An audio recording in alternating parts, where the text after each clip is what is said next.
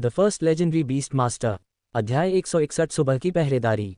जुड़वां जादूगरों में से एक ने काल को उसकी पहरेदारी शुरू करने के लिए भोर से कुछ घंटे पहले जगाया। उसे प्रेरित करने के लिए उसके सिर के पास जाल को धीरे से हिलाया। काल ने उसे देखकर मुस्कुराया और फुसफुसाया, क्या तुमने ये राय से सीखा है? वह तब परेशान हो जाती है जब लोग लोगों को जगाने के लिए सिर के पास थोड़ा सा जाल हिलाने के बजाय पूरा जाल हिलाते हैं। डैनी ने मुस्कुराते हुए कहा, उसने मुझे इस तरह जगाया। वह फिर से कहीं नीचे है, लेकिन जब वह अपने जाल में दिखाई देने वाली किसी भी चीज़ को पकड़ लेगी तो वह शायद वापस ऊपर आ जाएगी। हमने अभी तक कोई कार्रवाई नहीं देखी है, लेकिन राक्षसों की नई लहर सुबह तक यहाँ आ जानी चाहिए, इसलिए अपनी आंखें खुली रखें। कोई भी वास्तव में नहीं जानता कि वे कब दिखाई देंगे, और ऐसा लगता नहीं है कि यह कोई निर्धारित समय है, लेकिन हम जानते हैं कि रोज़ाना नए लोग आते हैं। मैं थोड़ी और नींद लेने जा रहा हूँ, मुझे नाश्ते के लिए जगाओ। काल चुपचाप बैठा रहा और पहाड़ियों और जंगलों को देखता रहा। समय बीतने दिया और भोर के अंधेरे में हलचल और जीवन के संकेतों को स्कैन किया। हॉक की कम रोशनी वाली दृष्टि और राय की थमल दृष्टि क्षमताओं के साथ जंगलों में होने वाली हलचल को ट्रैक करना काफ़ी आसान था। हालांकि कई क्षेत्रों में पत्तियों की छतरी ने दोनों को अवरुद्ध कर दिया था। हालांकि ये पर्याप्त नहीं था कि काल ने उस समय ध्यान नहीं दिया जब क्षेत्र में अचानक सैकड़ों नए ताप संकेत दिखाई दिए। वे एक स्थान से नहीं आए थे, जैसे कि वे किसी गुफा से आ रहे हों, वे बस पूरे जंगल में एक साथ दिखाई दिए। कुछ तो राय के जाल के ठीक बगल में दिखाई दिए और खतरे का एहसास होने से पहले ही उनमें घुस गए। जब शिकार ने छटपटाया और किसी को बचाने के लिए चिल्लाया तो काल के दिमाग में उसकी जीत की भावना भर गई, लेकिन शोर ने बाकी सभी को भी जगा दिया। राक्षस हर जगह दिखाई दिए। वे किसी गुफा या किसी निर्धारित स्थान से नहीं आ रहे थे, मैंने उन्हें पूरे जंगल में दिखाई देते देखा। काल ने समझाया। तुम्हारा क्या मतलब है? तुम कितने देख सकते हो? बॉब ने पूछा। हॉक और रे से मुझे जो कम रोशनी और थर्मल विशन मिला है, उसके कारण मैं लगभग 2 किलोमीटर तक साफ देख सकता हूँ। वहाँ सैकड़ों भूत प्रेत के आकार के जीव हैं, कुछ दर्जन बड़े जीव हैं जिन्हें मैं देख सकता हूँ, और यही वह चीज़ है जो पेड़ों के नीचे छिपी नहीं है। मैं ठोस वस्तुओं के आर पार नहीं देख सकता, इसलिए मुझे पता है कि मैं उनमें से अधिकांश को नहीं देख पा रहा हूँ, लेकिन रे अपने जाल में फंसे जीवों को मारने के लिए पागल हो रही है। यही वह शोर होगा जिसने आपको जगा दिया होगा, काल ने समझाया। डग ने आह भरी, और इसका मतलब है कि हमारे पास बहुत सारे अवांछित साथी आने वाले हैं जो शोर की वजह से यहाँ आएंगे। सौभाग्य से अभी भी अंधेरा है और उनकी दृष्टि मेरी दृष्टि से बेहतर नहीं है, इसलिए वे हमें पेड़ों में नहीं ढूंढ पाएंगे, लेकिन हमें ये सुनिश्चित करने की ज़रूरत है कि रे पर घात लगाकर हमला न किया जाए। काल ने सिर हिलाया। अभी भी अंधेरा है, लेकिन जल्द ही उजाला होने लगेगा जब हम नीचे जाएंगे और जाल में फंसे जीवों को साफ करना शुरू करेंगे। क्या तुम चाहते हो कि मैं और हॉक अब जाकर उन्हें चुप कराना शुरू कर दें? अंधेरे में हम तीनों रे से ज़्यादा तेज होंगे और हम सब देख सकते हैं कि हम क्या कर रहे हैं। डग और बॉब दोनों ने अपना सिर हिलाया। नहीं, या तो हम सब जाएं या हम सब रहें। सुरक्षा प्रोटोकॉल कहता है कि समूह के सदस्यों को अकेले न भेजें। समूह से इतनी दूर जाने के बिना जितना हो सके हमला करें कि हम आपको न देख सकें। काल ने एक पल सोचा, फिर सिर हिलाया। ठीक है, मैं सीढ़ी का उपयोग करके कुछ शाखाओं से नीचे जाऊंगा, क्योंकि मैं किले को नुकसान पहुंचाए बिना उस पर हमला नहीं कर सकता। लेकिन एक बार जब मैं वहां पहुंच जाऊंगा तो मैं आसपास के बहुत से जालों पर हमला कर सकता हूं और तुम मुझे देख पाओगे। हॉक, तुम रे की मदद करो। सुनिश्चित करो कि वह पहले जोरदार आवाज़ करने वालों से छुटकारा पाले और उन्हें अपने लिए गाने पर मजबूर न करे। हम दिन भर उनका शिकार करेंगे, अब शिकार में चारा डालने की कोई ज़रूरत नहीं है। मुझे एक अच्छी चीज़ मिली है। यहाँ एक स्वादिष्ट स्केली बाइपेड है जिसके जबड़े तेज़ हैं और एक चमकदार पोकिंग स्टिक है, राय ने काल को बताया। इसका कोई मतलब नहीं था, लेकिन काल ने उसे उसकी खोज के लिए बधाई दी और उसे मौका मिलने पर चमकदार पोकिंग स्टिक वापस लाने के लिए कहा। बदले में उसे जो मिला वह रेशम का एक धागा था जो उस जगह से आया था जहां वह शिकार कर रही थी, जिसे उसने मान लिया था कि वह पुरस्कार से जुड़ा हुआ है। एक अभ्यास की गई हरकत के साथ खदानों में बिजली के केबल को लपेटने जैसा ही काल ने आइटम को ऊपर खींचना शुरू किया और पाया कि उसने एक ऑब्सीडियन हेडेड भाला बरामद किया था जो बेहतरीन कारीगरी के साथ एक बांस के हैंडल से जुड़ा हुआ था। ये जादुई नहीं था, लेकिन उसकी आंखों में पारदर्शी भाले की नोक चमक रही थी जो दोनों तरफ से कम रोशनी को प्रतिबिंबित कर रही थी। फिर उसने शरीर को अपने स्थान पर रखा और काल को आखिरकार समझ में आ गया कि वह किस बारे में बात कर रही थी। ये किसी प्रकार का छिपकली आदमी था जिसका सिर अभी नहीं था, लेकिन वह उनके समूह में किसी से भी बड़ा था, जिसकी पूंछ शक्तिशाली दिख रही थी और कुछ कच्चे हड्डी के आभूषण थे। काल ने दूसरों का ध्यान आकर्षित करने के लिए सीटी बजाई। जाल में एक छिपकली आदमी था। आज समूह में शायद सभी गॉब्लिन न हों। इससे समूह में बातचीत शुरू हो गई और छिपकली आदमी के व्यवहार के बारे में उनके पास जो ज्ञान था उसके आधार पर उन्होंने अपने शिकार और बचाव की योजना बनाई। वे दलदली क्षेत्रों में एक आम राक्षस थे जो सामान्य से लेकर निम्न जागृत रैंक तक के थे, लेकिन अक्सर बड़े समूहों में इकट्ठा होते थे जो उस स्तर के खतरे का शिकार करने वाली छोटी टीमों को चुनौती देते थे। क्या अभी भी गॉब्लिन और ओग्रेस हैं? बॉब ने धीरे से पूछा। काल ने चारों ओर देखा। क्षेत्र में कुछ राक्षसों की पुष्टि की जिन्हें वह अपने सुविधाजनक स्थान से देख सकता था क्योंकि वे अब ज्यादातर जंगल की आड़ में चले गए थे। हाँ, मैं अभी भी भूत के आकार के जीव और छिपकली के आकार के बहुत बड़े मानव जैसे जीव देख सकता हूँ। जब मैं वापस ऊपर आऊँगा तो मैं उन्हें आपके लिए मानचित्र पर दिखाऊंगा। काल ने सहमति जताई। राय के जाल में अन्य जानवर भी फंसे हुए थे और वह उन्हें जल्दी से जल्दी खत्म करने के लिए रैंड का उपयोग कर रहा था, इससे पहले कि वे बहुत ज्यादा शोर मचाएं और एक ऐसी ताकत लाएं जिसका सामना वे पांचों नहीं कर सकते थे। रैंड की सीमा सीमित थी और वे पेड़ पर काफी ऊपर थे, लेकिन राय और हॉक के जंगल में नीचे की ओर बढ़ने के कारण उन्हें आसपास की सभी चीजों को मारने, काटने और इकट्ठा करने में केवल आधा घंटा लगा। उन्होंने जो कुछ भी लूटा हुआ लग रहा था उसे इकट्ठा किया था, लेकिन शायद कुछ चीजें ऐसी थीं जो उनका ध्यान आकर्षित नहीं कर पाईं। हालांकि कोई जादुई चीज नहीं थी। जानवर वस्तुओं पर जादू को महसूस कर सकते थे और अगर उन्हें कुछ मिलता तो वे उसे वापस ले आते। जोड़ी किले में लौट आए और काल ने जैसे ही डग को नाश्ता बनाना शुरू करते देखा, वह वापस समूह में शामिल होने के लिए ऊपर चढ़ गया। लूट का माल पेड़ के नीचे है, हम इसे बाद में इकट्ठा कर सकते हैं, लेकिन पहले मैं आपको दिखाऊंगा कि मैंने ओग्रेस को कहाँ देखा और कोई अन्य समूह जो मुझे याद है। ओग्रेस अभी भी हमारा प्राथमिक लक्ष्य है ना? काल ने पूछा। वे हैं। हमें हर चीज़ की आबादी को कम रखने की ज़रूरत है, लेकिन ओग्रेस सबसे मजबूत प्राणी है जिनके बारे में हमें इस क्षेत्र में बताया गया है। बॉब ने सहमति जताई। ठीक है, फिर हमें यहाँ और यहाँ जांच करनी चाहिए, साथ ही वहाँ रिजलाइन के पास भी। उन सभी क्षेत्रों में कई बड़े जीव थे और उनमें से कुछ रिज के पीछे चले गए। फिर हमारे पास यहाँ वहाँ गोबलिन आकार के राक्षसों के बड़े समूह थे और हर जगह बिखरे हुए राक्षस थे। काल ने नक्शे पर टैप करते हुए समझाया। बॉब ने सिर हिलाया। ठीक है, यह अच्छा है। मैं आज हमारे लिए एक कुशल मार्ग बनाऊंगा और हम खाने के बाद शिकार करना शुरू करेंगे। भोजन वैसा ही था जैसा डग ने पिछली रात बनाया था, आलू पर भारी, लेकिन इस बार काल ने कुछ जागृत रैंगसुआ का मांस दान किया जिसे हॉक अनदेखा कर रहा था। अब हम बात कर रहे हैं। पोर्क बेली और आलू चैंपियन का असली नाश्ता है। बॉब ने ठहाका लगाया। डग ने अपनी आंखें घुमाईं क्योंकि उसने एक जादू किया जिससे उसके कैंप स्टोव पर एक बर्तन में किसी प्रकार की सफ़ेद सॉस बन गई और अपने पैक में तब तक खोजबीन करना शुरू किया जब तक उसे एक ट्यूब नहीं मिली जो आटे के रोल को प्रकट करने के लिए खुली थी। बिस्किट का आटा बिना पकाए कम जगह लेता है। सॉस नारियल की ग्रेवी का एक रूप है, लेकिन सुअर के मांस के तेल के साथ ये बहुत अच्छा होना चाहिए, पादरी ने समझाया। काल को ये थोड़ा अजीब लगा, लेकिन वह रसोई से बहस करने वाला कौन होता है।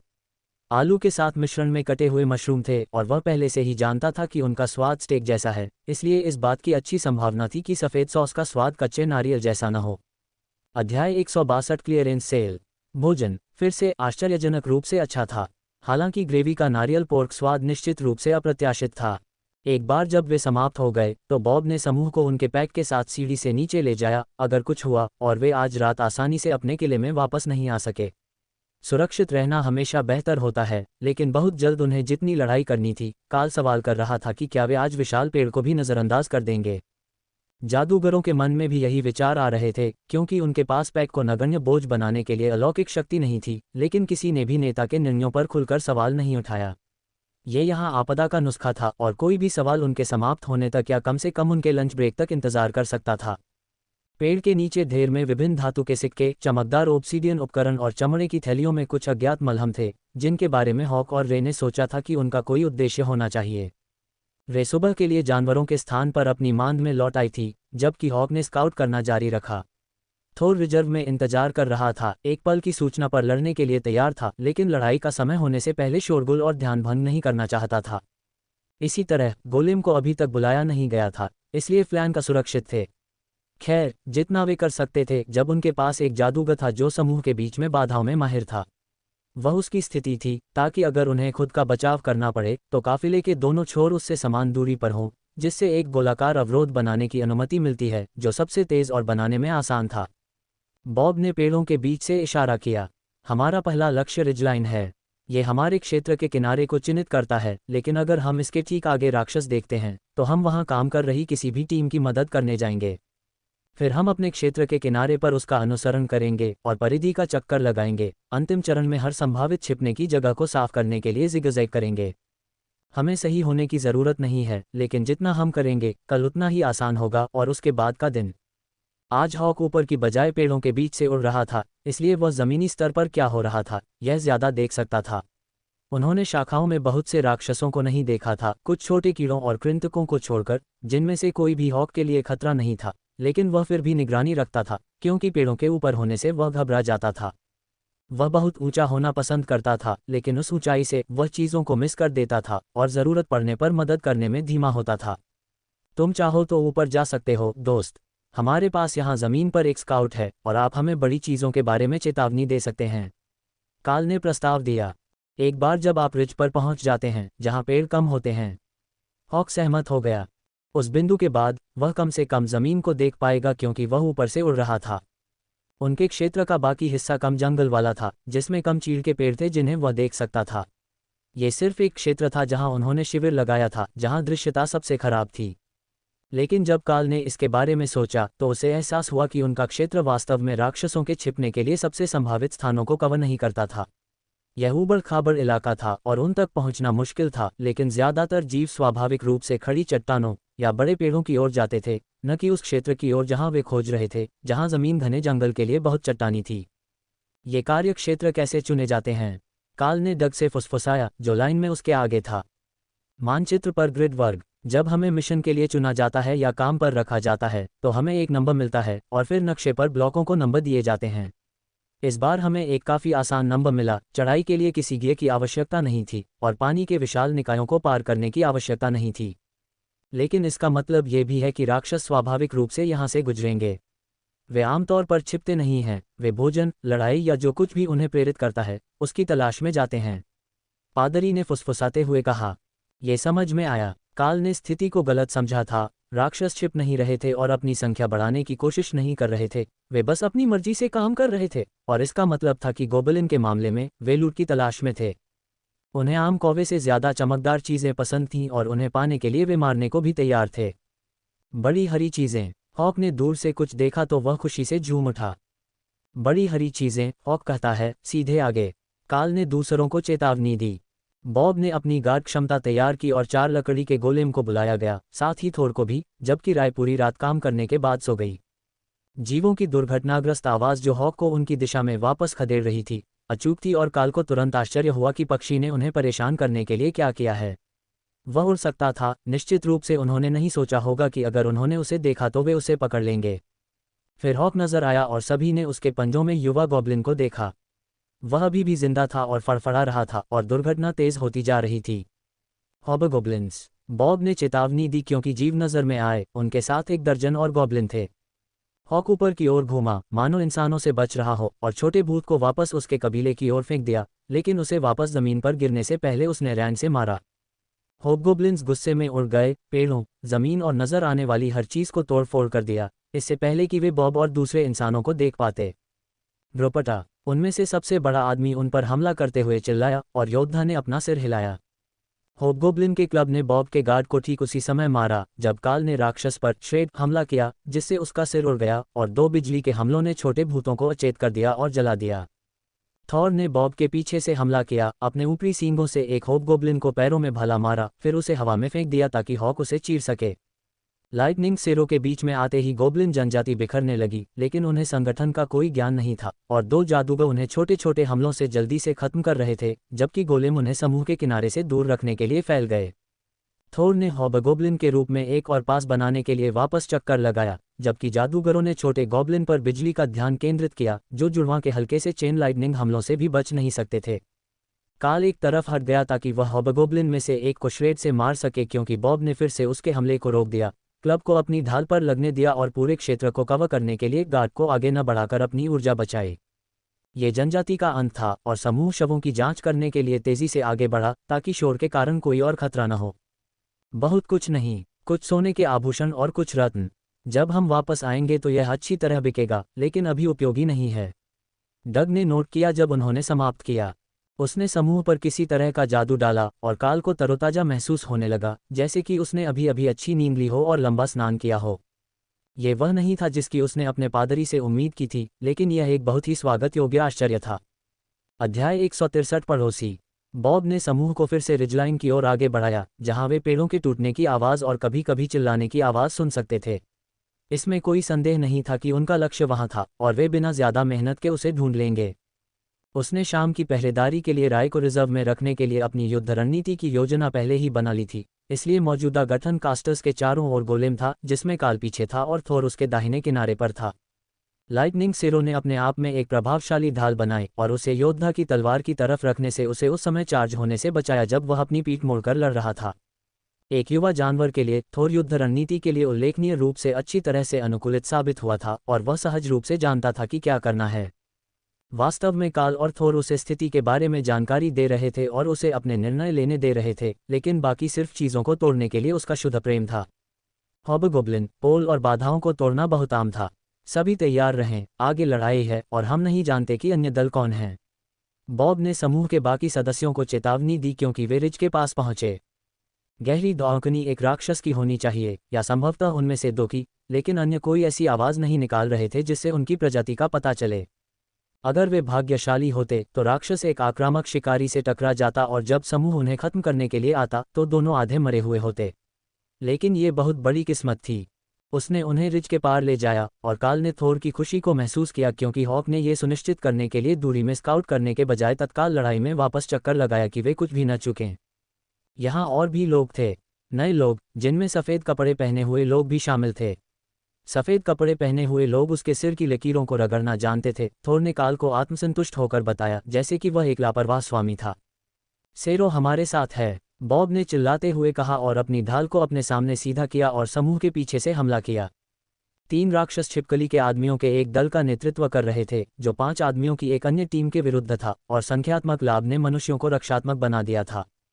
थोर ने अपना सिर नीचे किया और छिपकली के आदमियों को चकमा दिया, फिर अपने सामने के सींग से एक राक्षस को भाले से मारा, जहां कोई भी व्यक्ति कभी भाले से मारा जाना नहीं चाहेगा। राक्षस दर्द से चिल्लाया, लेकिन सेरो ने उसे अपने पैरों पर उठा लिया और वह उसे प्रभावी ढंग से मारने के लिए मुड़ नहीं सका।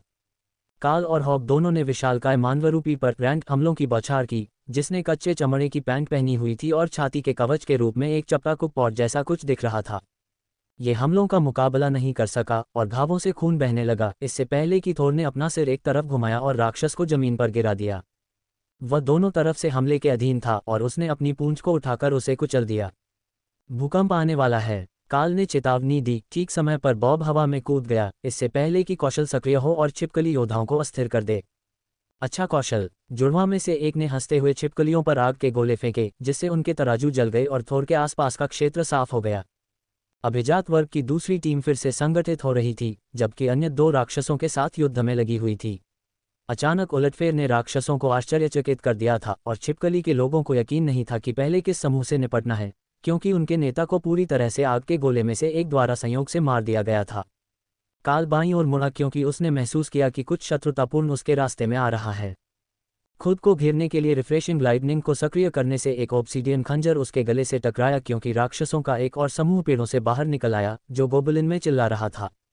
छोटे हरे राक्षस वास्तव में उपद्रव करने वाले थे, लेकिन हॉक पहले से ही नीचे की ओर बढ़ रहा था, उन्हें आग में नहलाने की तैयारी कर रहा था, और उस तरफ 2 लकड़ी के गोलेम उन्हें रोकने के लिए आगे बढ़ रहे थे। काल ने अपनी तलवार से गोबलिन्स पर रैंड की एक लहर उड़ा दी और अग्रिम पंक्ति जमीन पर गिर गई, अपनी जान बचाने के लिए नीचे झुक गई, लेकिन दूसरी पंक्ति को आसन खतरे से अनजान छोड़ दिया। हमले ने उन्हें और उनके पीछे के लोगों को भी 2 हिस्सों में काट दिया, लेकिन पेड़ों से और भी बहुत से लोग निकलकर हॉक की आग की धारा में आ रहे थे। उसने जोर से पंख फड़फड़ाए और आसानी से हमला करने की सीमा से बाहर निकलने के लिए हवा में 50 मीटर पीछे चला गया, लेकिन इससे वह और भी दुश्मनों को देखने की स्थिति में आ गया। गॉब्लिन के पीछे 20 और स्केली लोग। उसने चेतावनी दी, दूसरी तरफ भी देखें, मुझे लगता है कि हम जाल में फंस गए हैं। काल ने चेतावनी दी, और भी छिपकली वाले लोग गॉब्लिन के पीछे आ रहे हैं, जैसे कि वे उन्हें हमारे पास ला रहे हों। काल ने चेतावनी दी क्योंकि काया छोटे जानवर रुक गए और आग की दीवार से भागने की कोशिश की। मनुष्यों का दूसरा समूह उनकी ओर बढ़ रहा था, जहां से थोर अपनी पूंछ से आखिरी राक्षस को भगा रहा था और सीधे उस प्राणी की छाती पर भूकंप का इस्तेमाल करके उसे उड़ा रहा था। उनके योद्धा घायल हो गए थे और उनके साथ केवल एक जादूगर और एक पादरी था, लेकिन पादरी सेमिनरी अकादमी का छात्र था। वह यहाँ बाहर होने से पूरी तरह से भयभीत लग रहा था, लेकिन उसे इस मिशन पर भेजे जाने के लिए कम से कम जागृत रैंक होना चाहिए था, और एक बार जब उसने डग को देखा तो उसने अपनी बुद्धि को इकट्ठा करना और अपने प्रशिक्षण को याद करना शुरू कर दिया। उन दोनों ने योद्धाओं के छोटे मोटे घावों को ठीक करने के लिए पर्याप्त थे, लेकिन जादूगर रक्षात्मक मंत्रों को बनाए रखने से थका हुआ लग रहा था। गोबलिन और छिपकली पीछे हट गए, ठीक वैसे ही जैसे मनुष्य थे जबकि उनके सुदृढ़ीकरण आ गए। एक पल के लिए ऐसा लगा कि थोर ने जिस राक्षस को भूकंप से मारा था वह उठने वाला था, लेकिन जैसे ही वह हिला उसने खून की खांसी शुरू कर दी और फिर से गिर गया। जब तक कि उसके प्राकृतिक उपचार को काम करने के लिए और समय न मिल जाए तब तक वह हिलने की कोशिश नहीं करना चाहता था। बॉब ने स्थिति का आकलन किया। मैंने कुल 20 छिपकली पुरुषों की गिनती की है, कुछ घायल हैं, 30 से कम भूत बचे हैं, सभी डरे हुए हैं और कोई राक्षस नहीं है। जादूगरों, अग्नि मंत्रों के साथ दबाव बनाए रखें, लेकिन बहुत अधिक मैना न जलाएं। थोर, मेरे पास आओ और सामने से होने वाले हमलों से बचाव करो। काल और हॉक हमले की तरफ से निपट सकते हैं। हॉक ने इसमें अच्छा काम किया। छिपकली पुरुष उन भालों को इतना ऊपर नहीं फेंक सकते थे कि वे उसे मार सकें। जब वे अपनी सांसें संभाल रहे थे तब रे जाग गई और युद्ध के मैदान की ओर देखने लगी। जब मैं सो रही थी तब तुम लोग पागल हो गए थे। मेरा कौन सा स्थान है? उसने पूछा। तुम छिपकली पुरुषों के बाएं हिस्से पर कब्जा कर सकते हो। हॉक दाईं ओर से हमला करेगा और मैं तुम्हारा साथ दूंगा, लेकिन हमारे अधिकांश हमले बीच की ओर होंगे जहां उनकी संख्या अधिक है। रेकाल के बाईं ओर एक पेड़ के पीछे दिखाई दी और उसने पेड़ की छाल से मेल खाने के लिए अपने छोटे फर को ढाल लिया। रे बाईं ओर है। काल ने दूसरों को चेतावनी दी। जादूगरों ने दूसरों को फुसफुसाकर अर्थ बताया जिसे राक्षस सुन नहीं पाए, और दोनों पक्ष हमला करने के लिए तैयार हो गए। वे हमला करने जा रहे हैं, थोर ने चेतावनी दी। जैसे ही छिपकली के लोगों ने कुछ चिल्लाया और गोबलिन ने ठीक वैसा ही किया। उन्हें जादूगरों की ओर से मंत्रों की बौछार का सामना करना पड़ा, जबकि काल और थोर ने लंबे छिपकली के लोगों पर निशाना साधा। वे ही आदेश देने वाले थे और समूह के सबसे अच्छे लड़ाके थे। फिर राय ने हमला किया, अपने अगले पैरों से 2 को छेद दिया और एक का सिर काट दिया, और नए आगमन वाले लोग डर से चिल्लाने लगे। योद्धाओं ने स्पष्ट रूप से एक कठिन लड़ाई के लिए अपने संकल्प को मजबूत किया। ये समझ में नहीं आया कि राय उनके पक्ष में थी, लेकिन काल के हमले ठीक उसी जगह थे जहां उन्हें होना चाहिए था, जिससे अन्य छिपकली के लोग राय पर ठीक से हमला करने के लिए पर्याप्त रूप से करीब नहीं आ पाए, जबकि वह 3 पर 1 के साथ लड़ रही थी। एक पहले से ही मर चुका था, लेकिन उसकी जगह दूसरे ने ले ली थी, और 2 जिन्होंने छाती के माध्यम से उसके अग्रभाग की कीलें ली थीं, वे तेजी से फीके पड़ रहे थे क्योंकि लेसेरेट ने उन्हें रक्तस्राव रोकने से रोका था। एक अंक चमक उठा, जिससे ताज़ा लक्ष्य पर एक लंबा लेकिन उथला घाव हो गया, और यह खून बहने लगा, जिससे प्राणी अचानक कमजोर हो गया और अपना भाला गिराने की स्थिति में आ गया। काल ने रैंड के साथ तीनों को खत्म कर दिया, और हॉक ने श्रेड और फायरबॉल के साथ दूसरी तरफ काम किया। राक्षसों को प्रभावी ढंग से घेर लिया गया था, लेकिन वे दृढ़ थे और शेष छिपकली जलती हुई घास के माध्यम से योद्धाओं और थोर की पंक्ति में आ गए, जिन्होंने अपने लक्ष्य के बारे में सोचने से पहले एक को आसमान में फेंक दिया। आ रहा है, डग ने चेतावनी दी, क्योंकि एक उड़ता हुआ छिपकली आदमी कलाकारों के समूह में दुर्घटनाग्रस्त हो गया। यह अपने पैरों पर खड़े होने की कोशिश करते हुए घरघराहट कर रहा था, लेकिन डग तेज था, इसे सिर पर क्लब करके गिरा दिया ताकि जादूगर इसे जादुई तीरों से खत्म कर सकें। अध्याय 164 विषम गठबंधन। लड़ाई समाप्त हो गई क्योंकि योद्धाओं के सम्मिलित प्रयासों से छिपकली के अंतिम व्यक्ति को मार दिया गया और दूसरी टीम राहत की सांस लेकर जमीन पर गिर गई। आपको पता नहीं है कि आप कितने आभारी हैं कि आप समय पर आए। हमला हमेशा के लिए जारी रहने वाला था, वे बस आते रहे। टीम लीडर ने थकी हुई मुस्कान के साथ बॉब को धन्यवाद दिया। कोई समस्या नहीं, ये खोज के लिए हमारे क्षेत्र के किनारे पर है और हमने लड़ाई सुनी। और भी हैं, जब तक कि आपने हमारे आने से पहले कुछ राक्षसों को नहीं मार दिया। हमारे स्काउट ने आज सुबह हमारे क्षेत्र के आसपास कम से कम 10 राक्षसों को देखा और यहाँ केवल 3 हैं, उसने उत्तर दिया। इस लड़ाई ने अभी भी उनके मन में बहुत सारे सवाल छोड़े हैं, जैसे कि हॉक द्वारा बड़ी हरी चीज़ों का वर्णन सभी छिपकली के लोग थे या उनका और हॉबगोब्लिन का मिश्रण। ये तथ्य कि छिपकली के लोगों ने गोब्लिन को उनके लिए काम करने के लिए दबाव डाला था, बहुत आश्चर्यजनक नहीं था, लेकिन राक्षसों के साथ गठबंधन करना आश्चर्यजनक था। दोनों अपने आप में शक्तिशाली थे और वे अच्छी तरह से साझा नहीं करने के लिए कुख्यात थे। उन्हें एक ही स्थान पर देखना असामान्य था, लेकिन अगर वे सभी कल रात आए थे तो उनके पास अभी तक अपने क्षेत्रों को दांव पर लगाने का समय नहीं था, और प्रजातियों के बीच कुछ हद तक शक्ति संघर्ष होगा क्योंकि वे खुद को स्थापित करने के लिए काम करते हैं। डग ने दूसरों के लिए एक पानी की थैली लाए और उन्हें बैठने के लिए इशारा किया। अपनी सांस पकड़ो, शायद फिर से बाहर जाने से पहले कुछ खा लो। हमें चलते रहना है और अपने क्षेत्र की खोज करनी है, लेकिन जब तक आप थोड़ा ठीक नहीं हो जाते हम यहाँ इंतजार करेंगे। पादरी ने उन्हें आश्वासन दिया, हम घटना की सूचना देंगे। अगर हमारे लिए चीजें इतनी खराब हो गईं, तो दूसरे समूहों को भी चेतावनी देने की जरूरत है। 2 समूहों के साथ मिलकर काम करना काफी आसान था, लेकिन अकेले वे मुश्किल में पड़ सकते थे, और मैंने सुना है कि हम अकेले नहीं हैं जिनके साथ एक छात्र है। दूसरे टीम लीडर ने उन्हें सूचित किया। डग ने सिर हिलाया और काल की ओर इशारा किया, हमारे पास भी एक है, बीस्ट मास्टर, जिसके शेरों को लगता है कि छिपकली आदमी लौंडाट हैं। काल ने ठहाका लगाया और थोर शर्मिंदा दिखाई दिया। योद्धा इसके बारे में बहुत चिंतित नहीं थे और उन्होंने आश्वासन देते हुए उसकी बगल थपथपाई कि वे परेशान नहीं हैं। लेकिन जब राय काल के पीछे खड़ी हुई तो बाकी लोग स्पष्ट रूप से चिंतित थे। ये राय है, वह टीम की घात लगाने वाली हमलावर है, प्रभावी है न? काल ने पूछा। प्रभावी से परे, एक खरोंच और वह छिपकली आदमी योद्धा लगभग खून से लथपथ हो गया। क्या वह लेसेरेट है? नए समूह के जादूगर ने आश्चर्य जताया। वास्तव में यह है, मैंने नहीं सोचा था कि यह इतना प्रभावी होगा, लेकिन मैंने अतीत में कई बार उसके कौशल को कम करके आंका है। काल ने सहमति जताई। बॉब ने सिर हिलाया, हम सभी करते हैं। खूनी मकड़ी एक ऐसी ताकत है जिसका सामना करना पड़ता है, और राय औसत से कहीं ज्यादा प्रतिभाशाली है। उसने कल रात हमारे लिए एक सुरक्षित किला भी बनाया ताकि कोई भी हम पर हमला न कर सके। छात्र पादरी को ऐसा लग रहा था कि वह इस खबर पर रो सकता है। सोने के लिए सुरक्षित जगह, यह अनुचित है। कल रात हम पर 5 बार हमला हुआ। यदि आप जाल में फंसे हर राक्षस को गिनते हैं तो काल की टीम ने कल रात ज्यादा हमले देखे होंगे, लेकिन उनमें से कोई भी इतना करीब नहीं आया कि उन्हें परेशान कर सके जब तक कि सुबह आखिरी हमला नहीं हुआ। इस बार यह हमला भोर से कुछ घंटे पहले हुआ था, इसलिए यदि आप अपने शिविर के आसपास के क्षेत्र को अच्छी तरह से साफ कर लेते हैं तो आपको रात के पहले भाग में काफ़ी आसानी होगी। बॉब ने सुझाव दिया, अपने छोटे काले बालों में हाथ फेरते हुए चिंता में, क्योंकि वह सुरक्षित शिविर बनाने के तरीकों के बारे में सोच रहा था। धन्यवाद, मुझे लगता है कि हम आज रात ही चले जाएंगे। हमारे इलाके में एक अच्छी गुफा है और उसमें केवल एक ही प्रवेश द्वार है, जिसे बंद करना काफ़ी आसान होना चाहिए। अनुभव से, राक्षस आमतौर पर किसी भी जीवित चीज के ठीक ऊपर नहीं दिखाई देते हैं। दूसरे समूह के नेता ने कुछ ही घूंटों में प्रोटीन बार खा लिया और अपनी टीम को फिर से खड़ा कर दिया। वहाँ शुभकामनाएं, हमारे पास हैंड हेल्ड हैं। अगर आपको शॉर्टवेव रेडियो पर हमसे संपर्क करने की ज़रूरत है तो चैनल 6 पर सेट करें। उसने बॉब को याद दिलाया, जिसने सिर हिलाया और चैनल बदलने के लिए अपनी जेब से एक छोटा रेडियो निकाला। हम चैनल 6 पर भी नज़र रखेंगे। सुरक्षित रहें। दोनों समूह अपने अपने रास्ते चले गए और हॉक ने आगे के मार्ग की खोज शुरू कर दी, उन राक्षसों की तलाश में जो उनके मार्ग के पास हो सकते थे, लेकिन उस पर नहीं।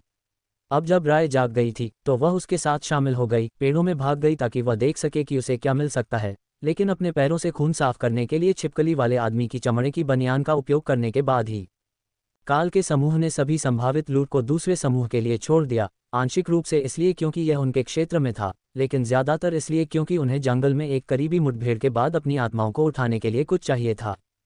जब वे दूसरे समूह से दूर हो गए तो डग काल के बगल में चलने के लिए पीछे हट गया।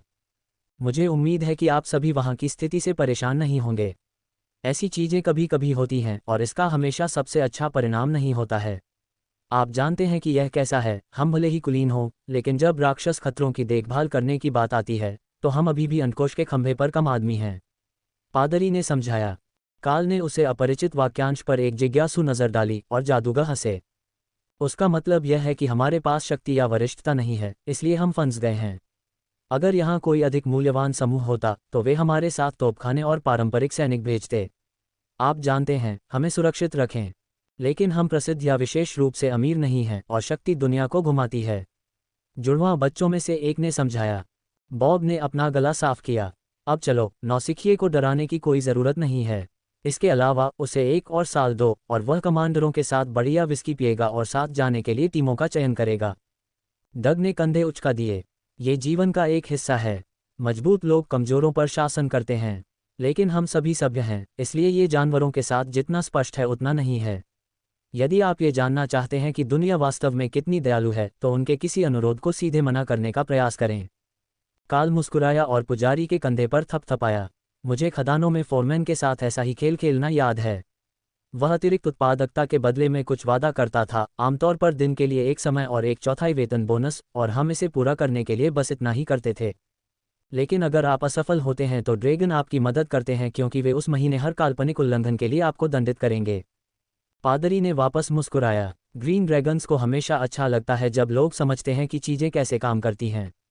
शायद आप अपनी कक्षा की वजह से प्रकृति के साथ ज़्यादा तालमेल रखते हैं, या शायद आपकी कक्षा इसलिए है क्योंकि आप समझते हैं कि चीज़ें औसत से थोड़ी बेहतर कैसे काम करती हैं।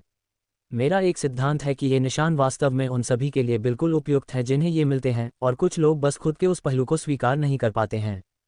इसे देखने का यह एक दिलचस्प तरीका है, लेकिन आप सही हो सकते हैं। मुझे लगता है कि मुश्किल हिस्सा उन लोगों को बताना है जो अपनी कक्षा में इतने अच्छे नहीं हैं कि वे शायद किसी और में बेहतर न हों। मेरा मानना है कि आप सभी आरोही रैंक के हैं, इसलिए आप सबसे निचले पायदान पर नहीं हैं, लेकिन अकादमी में ऐसे वरिष्ठ हैं जो मुश्किल से जागृत रैंक में पहुंच पाए हैं। वे इसे अच्छी तरह से नहीं लेंगे। जादूगरों ने उस पर मुस्कुराया। इसलिए हम इस मिशन के बाद कमांडर के लिए प्रयास करने की उम्मीद कर रहे हैं। अगर हमें 1 या 2 अच्छे संसाधन मिल जाएं, शायद कुछ ऐसा जो विकास में मदद करे, तो हमें परीक्षा पास करने में सक्षम होना चाहिए। कमांडरों की संख्या उतनी नहीं है जितनी कि आरोही अभिजात वर्ग की है, और उन्हें बहुत अधिक सम्मान मिलता है। उन्हें बेहतर संसाधन भी मिलते हैं। कमांडर रैंक संसाधनों का एक पूरा संग्रह है जो किसी और के लिए प्राप्त करना लगभग असंभव है। काल ने समझ में सिर हिलाया। ठीक है, मुझे उम्मीद है कि हमें कुछ लाभदायक मिलेगा। उच्च पदों पर मित्र होना हमेशा अच्छा होता है। राय के चुपचाप वापस लौटने और जिस दिशा से वह आई थी, उस दिशा में पेड़ों पर जाल बुनने से उनका मजाक बाधित हुआ। और भी राक्षस आ रहे हैं। वे कुछ सेकंड में यहाँ आ जाएंगे। उसने चेतावनी दी। उन्होंने तुम्हें देखा? काल ने पूछा। नहीं। हॉक ने उन पर एक पेड़ बंदर फेंका। अध्याय 165 हॉक बीइंग हॉक। राक्षस आ रहे हैं। हर कोई वेब की दिशा से बचाव करने की स्थिति में है। काल ने समूह को चेतावनी दी। पहले से ही मुझे घंटों तक राक्षसों के एक और समूह को खोजने की उम्मीद नहीं थी। जब आप उन्हें खोजते हैं तो उन्हें आपके रास्ते से भटकने की आदत होती है। डग ने बड़बड़ाया। थोर ने एक हल्की हंसी दी, जो अच्छी तरह से जानता था कि क्या हो रहा था, और पादरी को तुरंत संदेह हो गया। उन्होंने उन्हें हमारे पास फुसलाया है न? ये थोर नहीं होगा, वह बस शोर मचाता। तो क्या ये राय या हॉक है जो ऊब गया है और अधिक लड़ना चाहता है? पादरी ने आश्चर्य जताया। काल ने उसे चौंका दिया, जिससे बाकी लोग हंस पड़े। आप पाएंगे कि वह पौधों और जानवरों दोनों सहित प्रकृति की सभी चीज़ों के साथ बहुत अच्छा है। बॉब ने उसे सूचित किया। राक्षसों की टापने की आवाज़ के साथ बंदरों की चीखें और हॉक की चीख की आवाज़ भी थी, जब वह विशाल राक्षसों को चिढ़ा रहा था। आखिर पक्षी क्या कर रहा है? क्या मैंने अभी उसे एक राक्षस पर पेड़ के बंदर को फेंकते हुए देखा? डैनी ने हॉक की ओर इशारा करते हुए पूछा, जो ऊपर से उड़ रहा था। वे एक विरल वृक्ष वाले क्षेत्र में थे जहां हॉक आसानी से ऊपर से हमला कर सकता था और समूह बिना किसी बाधा के खुद का बचाव कर सकता था, लेकिन लकड़ी के गोलेम के लिए हथियार पकड़ना आसान था। सबसे अधिक संभावना है ये राक्षसों को चिढ़ाने की उनकी पसंदीदा चालों में से एक है। उसने वास्तव में इसे पेड़ के बंदरों से सीखा था, लेकिन वह लोगों पर नट और डंडे फेंकने के बजाय उन्हें प्रक्षेप्य के रूप में उपयोग करता है।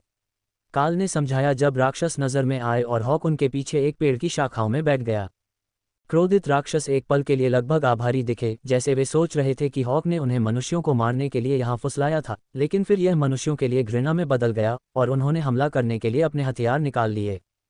कोई भी ब्लेड इतना खास नहीं लग रहा था, लेकिन उनकी एक उंगली पर एक अंगूठी थी जिसे रे और हॉक दोनों ने जादू के रूप में पहचाना। केवल 3 लक्ष्यों के साथ मानव टीम से आने वाले मंत्रों की झड़ी भारी थी, और थोर द्वारा उन्हें भूकंप से मारने और उन्हें खत्म करने से पहले ही राक्षस रुक गए।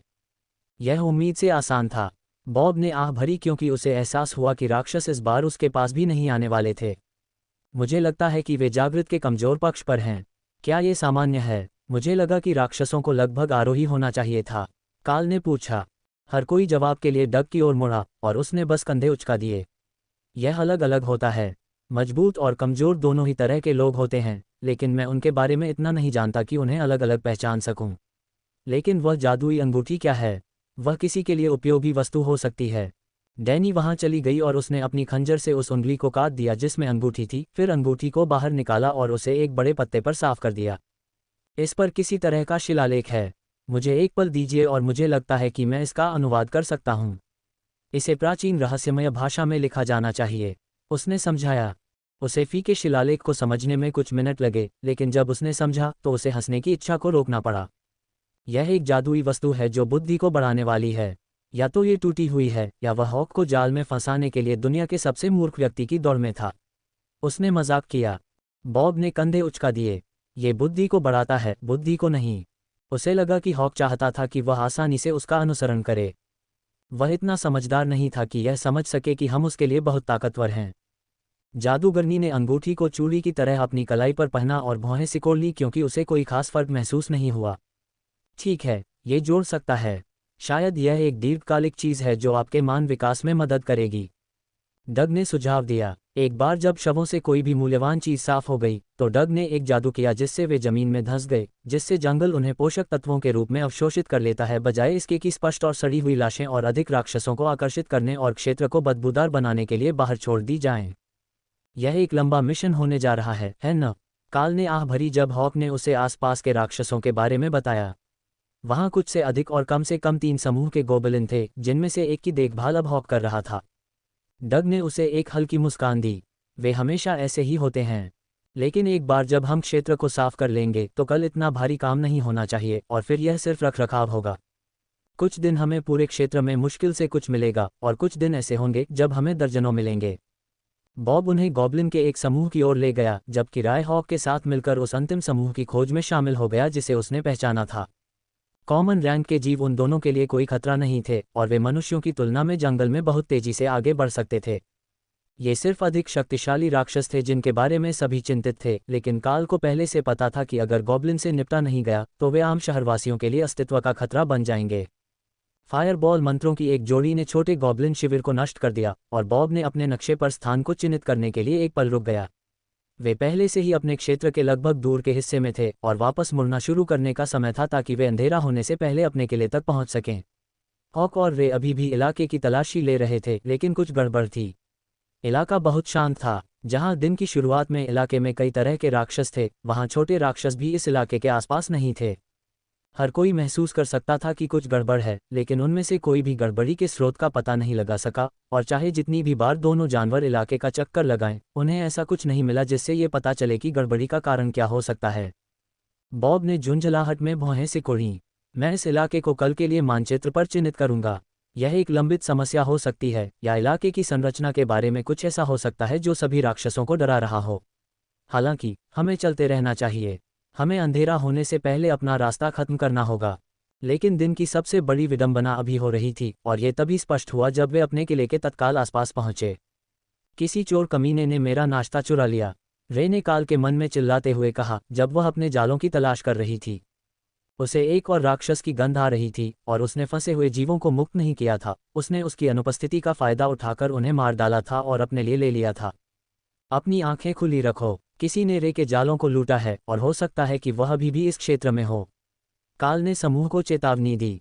ये बहादुरी है। उसे यह समझना होगा कि वे जाल किसके या किससे संबंधित थे, और यह कि उन्हें लंबे समय तक छोड़ा नहीं गया था। अगर वह आज उन्हें लूटने के लिए इतना बेताब था तो शायद वह भूखा मर रहा होगा। डग ने टिप्पणी की। या ये बेवकूफ़ और घमंडी है, बॉब ने जोड़ा। डग मुस्कुराया। ये हमेशा एक संभावना है, लेकिन अगर वह रे के यहाँ रहते हुए फिर से जांच करने के लिए वापस आता है तो यह एक बुरी रात होगी। उसने कितना चुराया? काल ने रे के जवाब का इंतजार किया, क्योंकि उसने अपनी लूट की सूची बनाई और शवों को जानवरों के स्थान पर फेंक दिया। 4 जाल, कम से कम 15 छोटे राक्षस, सभी सामान्य श्रेणी के, उनमें से कोई भी भूत नहीं।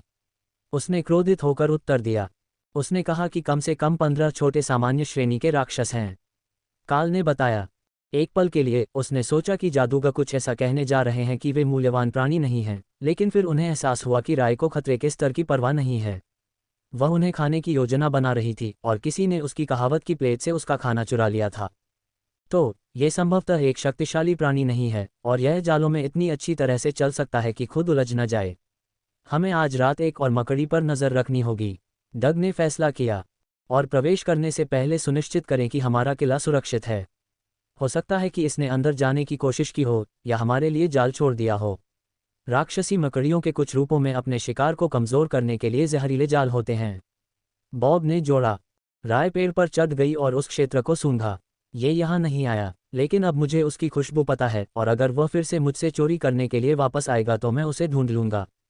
वह कहती है कि यह साफ है, हम मुंह पर जा सकते हैं। अध्याय 166 देर से शुरू। किले की ओर बढ़ने से पहले क्रोधित राय ने अपनी पकड़ की जांच पूरी कर ली थी और शाम ढलने से पहले झपकी लेने के लिए अपने स्थान पर लौट आई थी, और वह ये सुनिश्चित करने के लिए चौकस हो गई थी कि कोई और उससे चोरी न करने जा रहा हो। वह पूरे दिन सक्रिय रही थी, इसलिए काल ने उसे बाकी दिन परेशान नहीं किया। थोर भी अपने स्थान पर लौट रहा था क्योंकि वह किले पर नहीं चढ़ सकता था और हॉक पहले ही किले में बनाए गए घोंसले में बस गया था। शायद यही कारण है कि कुछ भी नहीं आया। उन्हें हॉक और इंसानों की गंध आ रही होगी और यह आम राक्षसों के अधिकांश रूपों को पीछे हटाने के लिए पर्याप्त होगा। नींद में भी काल राय की झुंझलाहट को महसूस कर सकता था। चोर शायद कोई आम किस्म का राक्षस था जिसने अवसर देखा और उसका फायदा उठाया, लेकिन उसने इसे बहुत व्यक्तिगत रूप से लिया। उसके स्थान पर कोई खतरा नहीं था और चीजें वहीं रहती थी जहां उसने उन्हें रखा था, इसलिए जब कोई वास्तविक दुनिया में उसके जालों को लूटता था तो वह मानसिक रूप से तैयार नहीं थी। डग ने फिर से रात का खाना तैयार किया और काल किले की दीवार के सहारे आराम से बैठ गया जबकि वे सभी भोजन के तैयार होने का इंतजार कर रहे थे। क्या आपको गिरने का डर नहीं है? जादूगरों में से एक ने पूछा और काल ने उनकी ओर देखने के लिए अपनी आंखें खोलीं। ईमानदारी से, वास्तव में नहीं। यह एक अजीब बात है, लेकिन मुझे ऊंचाइयों का कोई डर नहीं है।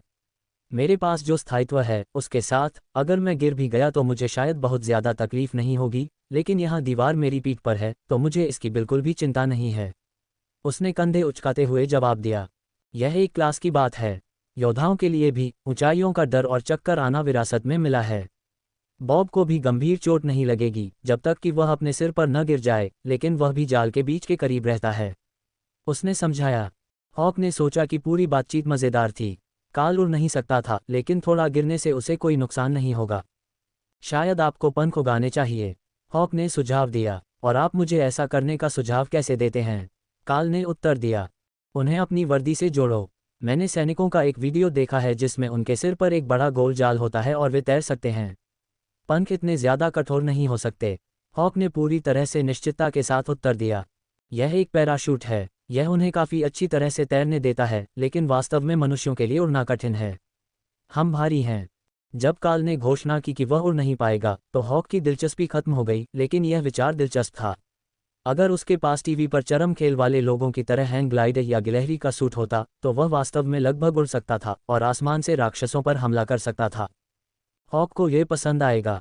वे रात के खाने के बाद अपनी सामान्य निगरानी के लिए बैठ गए और रात के किसी समय राय अपने जालों की निगरानी करने के लिए जाग गई क्योंकि वह जाग रही थी, और जब काल को उसकी निगरानी के लिए धीरे से जगाया गया तो उसका मूड बहुत बेहतर था। क्या आपको अपने जाल पर कुछ अच्छा मिला? काल ने पूछा क्योंकि उसने उसके मूड में बदलाव महसूस किया था। मुझे एक बहुत अच्छी चीज़ मिली। बेवकूफ़ चोर एक बॉक्स ट्री स्पाइडर परिवार है, राय ने जवाब दिया। काल को यकीन नहीं था कि यह एक विशेष रूप से अच्छा जवाब क्यों था, इसलिए उसने सोचा कि वह इस प्रजाति के बारे में क्या जानता है। वे मैला ढोने वाले थे जो पेड़ की छाल के साथ पूरी तरह से घुल मिल जाते थे और पहचान से बचने के लिए अपने शरीर को चपटा कर सकते थे। ये काफ़ी सौम्य था। वे एक सामान्य ग्रेड मकड़ी भी थे और मुश्किल से एक जादुई प्राणी माने जाते थे क्योंकि उनकी एकमात्र अलौकिक क्षमता खुद को इतनी अच्छी तरह से छिपाने की उनकी क्षमता थी। सौभाग्य से राय को समझाने का मन हुआ। मैंने उनसे बात की और वे मुझसे चोरी करने के लिए बहुत खेद व्यक्त करते हैं, लेकिन हमारे बीच एक समझौता है। मैं उनके उपयोग के लिए यहाँ जाल छोड़ दूंगा और आदान प्रदान करूंगा। वे हमारे दूर रहने के दौरान किसी भी चीज़ को हमारे पेड़ पर चढ़ने से रोकेंगे। फिर जब हमें लंबे समय के लिए जाना पड़ता है तो वे हमारे वापस आने तक हमारी मांद पर कब्जा कर सकते हैं। जब कोई दूसरा समूह यहाँ आएगा और किले को देखेगा तो बॉक्स ट्री मकड़ियों के लिए यह संभवतः बुरा होगा, लेकिन कुछ समय के लिए वे शांति से रह सकेंगे और राय द्वारा बनाए गए मजबूत जाल शिकार को उन जालों की तुलना में अधिक प्रभावी ढंग से फंसाएंगे जो वे स्वयं बना सकते थे। वे वास्तव में जाल बनाने वाली मकड़ियां नहीं थीं, वे बिल खोदने वाली और छिपने वाली मकड़ियां थीं, और वे या तो कमज़ोरों पर घात लगाती थीं या अन्य राक्षसों के शिकार को लूटती थीं। जब वे जागेंगे तो मैं दूसरों को चेतावनी दूंगा, काल ने उसे सूचित किया। यह एक शांत सुबह थी और जब तक सूरज निकला तब तक राक्षसों की बड़े पैमाने पर उपस्थिति नहीं हुई थी। काल अभी भी कर्तव्यनिष्ठा से देख रहा था, लेकिन वहां कुछ भी नहीं था। उनका क्षेत्र दोनों दिशाओं में केवल 5 किलोमीटर था और वह यहां से सब कुछ देख सकता था, लेकिन स्पॉन एक ही समय में नहीं हुआ था। धीरे धीरे अन्य लोग जाग गए और सभी ने सुबह के अपडेट के लिए काल की ओर रुख किया। रिपोर्ट करने के लिए कुछ भी बड़ा नहीं है। राय ने बॉक्स ट्री स्पाइडर के एक समूह के साथ एक कार्य समझौता किया है जो हमारे दूर रहने के दौरान पेड़ और जाले की देखभाल करेगा, लेकिन स्पॉन अभी तक नहीं हुआ है। मुझे वहां कुछ भी नहीं दिख रहा है। कल कुछ छोटे छोटे संकेत थे जो हमें नहीं मिले, लेकिन मैंने अभी तक राक्षसों की आमद नहीं देखी है, उन्होंने समझाया। ठीक है, यह कोई सटीक बात नहीं है। वे आज किसी समय दिखाई देंगे। हमें बस अपने क्षेत्र पर नज़र रखने और संख्या कम रखने की ज़रूरत है। अगर इसका मतलब है कि हम सुबह देर से निकलेंगे तो हम थोड़ा और आराम करने के लिए इसका फ़ायदा उठाएंगे। क्या आप हॉक को आसपास के क्षेत्रों के किनारे पर भी स्काउट करने के लिए भेज सकते हैं? बस अगर सब कुछ हमारे क्षेत्र के बाहर पैदा हुआ हो, अगर उसे कुछ दिखाई देता है तो हम इसे दूसरी टीमों को रेडियो पर बता सकते हैं ताकि वे आश्चर्यचकित न हों। बॉब ने सुझाव दिया। मुझे ऐसा लगता है हवा में 1000 मीटर से हॉक काफ़ी दूर तक देख सकता है और उसे यह बताने में सक्षम होना चाहिए कि आसपास के क्षेत्रों में कोई बड़ा राक्षस समूह घूम रहा है या नहीं। 5 किलोमीटर उसकी नज़र के लिए बहुत दूर नहीं है, हालांकि वह इतनी दूर से चूहों को ट्रैक करने में सक्षम नहीं हो सकता है। इससे हॉक थोड़ा हंसा। वास्तव में चूहों को खोजने के लिए 5 किलोमीटर बहुत दूर था, लेकिन ये काफ़ी करीब था। उसे भूत और भेड़ियों को खोजने में कोई समस्या नहीं होगी। ओग्रस 20 किलोमीटर दूर से भी उससे छिप नहीं सकते थे जब तक कि वे पेड़ों की छतरी के नीचे छिप न सकें, और एक तरफ यह कोई विकल्प भी नहीं था। हॉक ने क्षेत्र में क्या हो रहा है इसका उचित दृश्य देखने के लिए ऊपर की ओर रुख किया, जबकि काल ने दूर से हेलीकॉप्टरों की आवाज़ सुनी। दूसरों ने ध्यान नहीं दिया, लेकिन यह एक से अधिक था और वे कई दिशाओं से आ रहे थे। अरे, इस तरह के क्षेत्र में कितनी बार आपूर्ति और सुदृढ़ीकरण मिलता है? क्या वे हर कुछ दिनों में लोगों के एक हिस्से के बीच से गुजरते हैं? उसने पूछा। नहीं। क्यों? आमतौर पर जब तक हम नहीं निकल जाते तब तक क्षेत्र में कोई और गतिविधि नहीं होगी, डग ने उत्तर दिया। इस दिशा में कई हेलीकॉप्टर आ रहे हैं, कुछ वहां से और कुछ यहाँ और यहाँ से, काल ने शोर की ओर इशारा करते हुए समझाया। क्या हॉक उन्हें इतना अच्छी तरह देख सकता है कि हमें बता सके कि वे कैसे दिखते हैं? डग ने उत्तर दिया। वह उन्हें बिल्कुल नहीं देख सकता, हालांकि मैं उन्हें सुन सकता हूँ। अगर अकादमी के वरिष्ठों का समय बहुत अच्छा या बुरा रहा तो वे उनमें से एक या दो को शामिल कर सकते हैं, लेकिन वे कई दिशाओं से आ रहे हैं, काल ने दूसरों को सूचित किया। यह अजीब है, शायद कुछ टीमों के साथ देरी हुई। क्या काल को क्षेत्र में कोई और दिख रहा है? इंसान ही? बॉब ने पूछा। दूरी पर इंसानों के 3 समूह सक्रिय हैं। कल हम जिन लोगों से मिले थे उनमें से एक हमारे और शिविर के बीच में है, और एक और समूह नदी के नीचे उनसे दूर है। मैं यहाँ से उनका कैंपफायर देख सकता हूँ, काल ने उसे बताया, और बॉब ने जवाब देने से पहले सिर हिलाया। हमारे बगल में एक और समूह होना चाहिए, लेकिन वहाँ नहीं है। हो सकता है कि एक दिन बाद आने वाले समूह हों। हो सकता है कि उन्होंने उन्हीं हेलीकॉप्टरों का फिर से इस्तेमाल किया हो, इसलिए सभी को एक ही दिन में नहीं उठाया गया। क्षेत्र पर इस स्तर का नियंत्रण बनाए रखने के लिए बहुत से लोगों की ज़रूरत होती है, और वहाँ केवल कुछ ही एलीट हैं। एक बार जब उन्हें लगेगा कि यह नियंत्रण में है तो वे हमें कवर करने के लिए बड़े क्षेत्रों के साथ और दूर ले जाएंगे। अध्याय 167 सहायक हॉक। आसपास की टीमें मूलतः अंधेरे में शिकार कर रही थीं, क्योंकि उनके पास अपने क्षेत्रों में राक्षसों को खोजने का कोई विश्वसनीय तरीका नहीं था, और वे सीधे हॉक पर भरोसा नहीं करेंगे। लेकिन बॉब के पास इसका जवाब था। उन्होंने हॉक द्वारा उन्हें अन्य समूहों के संबंध में दिए गए स्काउट किए गए निर्देशों को रिले किया, और उन्होंने उन राक्षसों को खोजने के लिए अपने खोज पैटर्न को समायोजित किया जो उनसे बच गए थे। किसी भी क्षेत्र में कल जितने राक्षस नहीं थे, और हॉक की स्काउटिंग के साथ वे उस समय तक अपने क्षेत्र पर लगातार नजर रख सकते थे जब स्पॉन दिखाई देता था। जब बॉब ने निर्देशों का एक और सेट रिले किया तो डग मुस्कुराया, एक टीम को थोड़ा बाईं ओर ले गया ताकि वे छिपकली के छिपे हुए एन्क्लेव पर ठोकर खा सकें।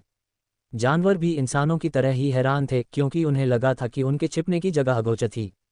शायद जमीनी स्तर से ये था, लेकिन इसे आसमान से आसानी से देखा जा सकता था। हॉक को अपनी नई भूमिका पसंद आ रही थी। उसे लोगों को जो भी चाहिए था उससे लड़ने के लिए भेजना पड़ा, और फिर अपने लिए और अधिक लक्ष्य तलाशते हुए परिणाम देखना पड़ा। ऐसा लगा जैसे वह राजा बन गया हो। रॉयल हॉक जमीन पर सैनिकों के भाग्य का फैसला कर रहा हो। लेकिन शायद इसका मतलब था कि वह एक जनरल था। क्या वह कमांडर रैंक के लिए आवेदन कर सकता था क्योंकि वह एक अच्छा कमांडर था? ये निश्चित रूप से उसे तर्कसंगत लगा। काल ने पक्षी को काम पर रखने के लिए अपनी पूरी कोशिश की, और उसे अपने क्षेत्र के साथ साथ कब्जे वाले आसपास के क्षेत्रों को स्कैन करना न भूलने दिया। उनके अपने क्षेत्र के एक तरफ अभी कोई गार्ड नहीं था, लेकिन उसमें बहुत कम राक्षस भी थे। अगर उस स्थान पर कोई नहीं जा रहा था तो बॉब का पूरा इरादा था कि उसका समूह कल इसे कवर करेगा, लेकिन अभी के लिए यह एक महत्वहीन खतरा था।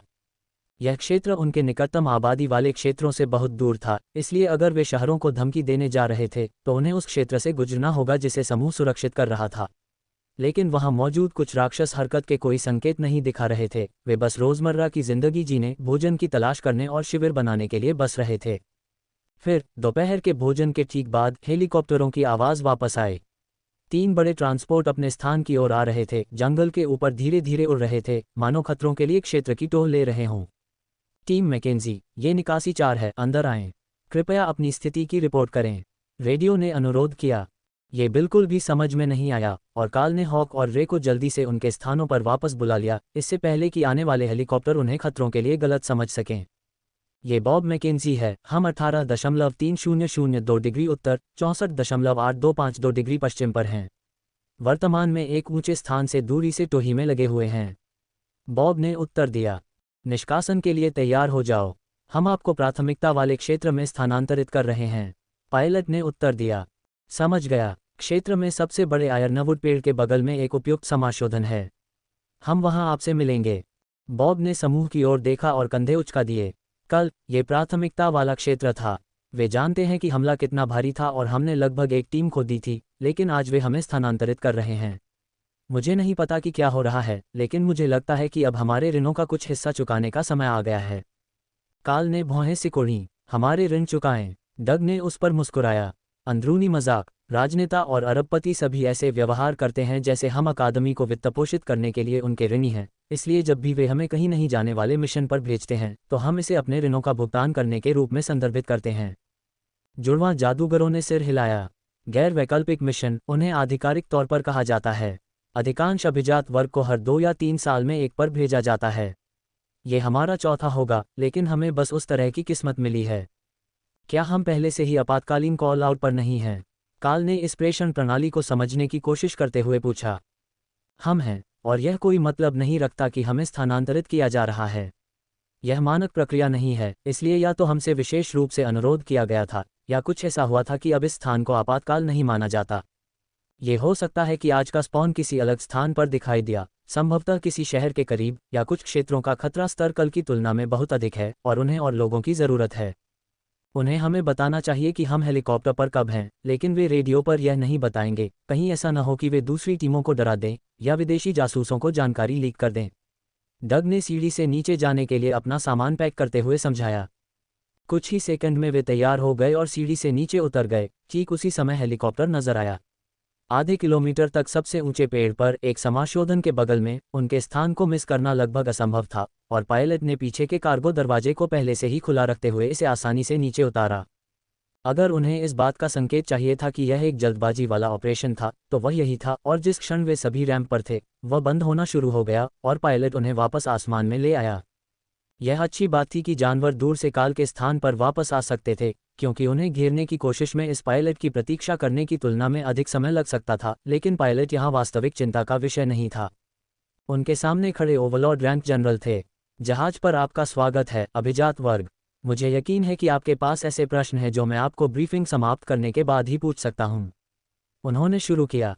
हमने आपके युद्ध लॉग की समीक्षा की है और पाया है कि आपके समूह को गलत वर्गीकृत किया गया था। हमारे रिकॉर्ड दिखाते हैं कि आधिकारिक जागृत रैंक पर अभी भी एक सदस्य होने और कमांडर रैंक नेता नहीं होने के बावजूद आपके समूह ने युद्ध कौशल का प्रदर्शन किया है जो संयुक्त कम कमांडर रैंक परिदृश्य के अनुरूप है। इस तरह का खतरा क्षेत्र में विकसित हुआ है और आपको इसे संभालने का काम सौंपा जा रहा है। अन्य टीमों को आपके क्षेत्र को भरने के लिए भेजा जा रहा है, साथ ही आपके आसपास के खाली क्षेत्रों को भी। यहाँ हम अब तक जो जानते हैं वह है, हमारे पास प्राथमिकता लक्ष्य 18 मैच की पुष्टि है, लेकिन यह आरोही रैंक पर नहीं है जैसा कि पहले माना गया था। यह एक कमांडर रैंक राक्षस है। नियमित सैन्य इकाइयों को इसे रोकने के लिए तैनात किया गया है, जिसने रक्षा में छेद छोड़ दिए हैं, जिसमें अभी भी कई कमांडर रैंक के खतरे हैं, जिनमें ओग्रेस और हिल जायंट्स शामिल हैं।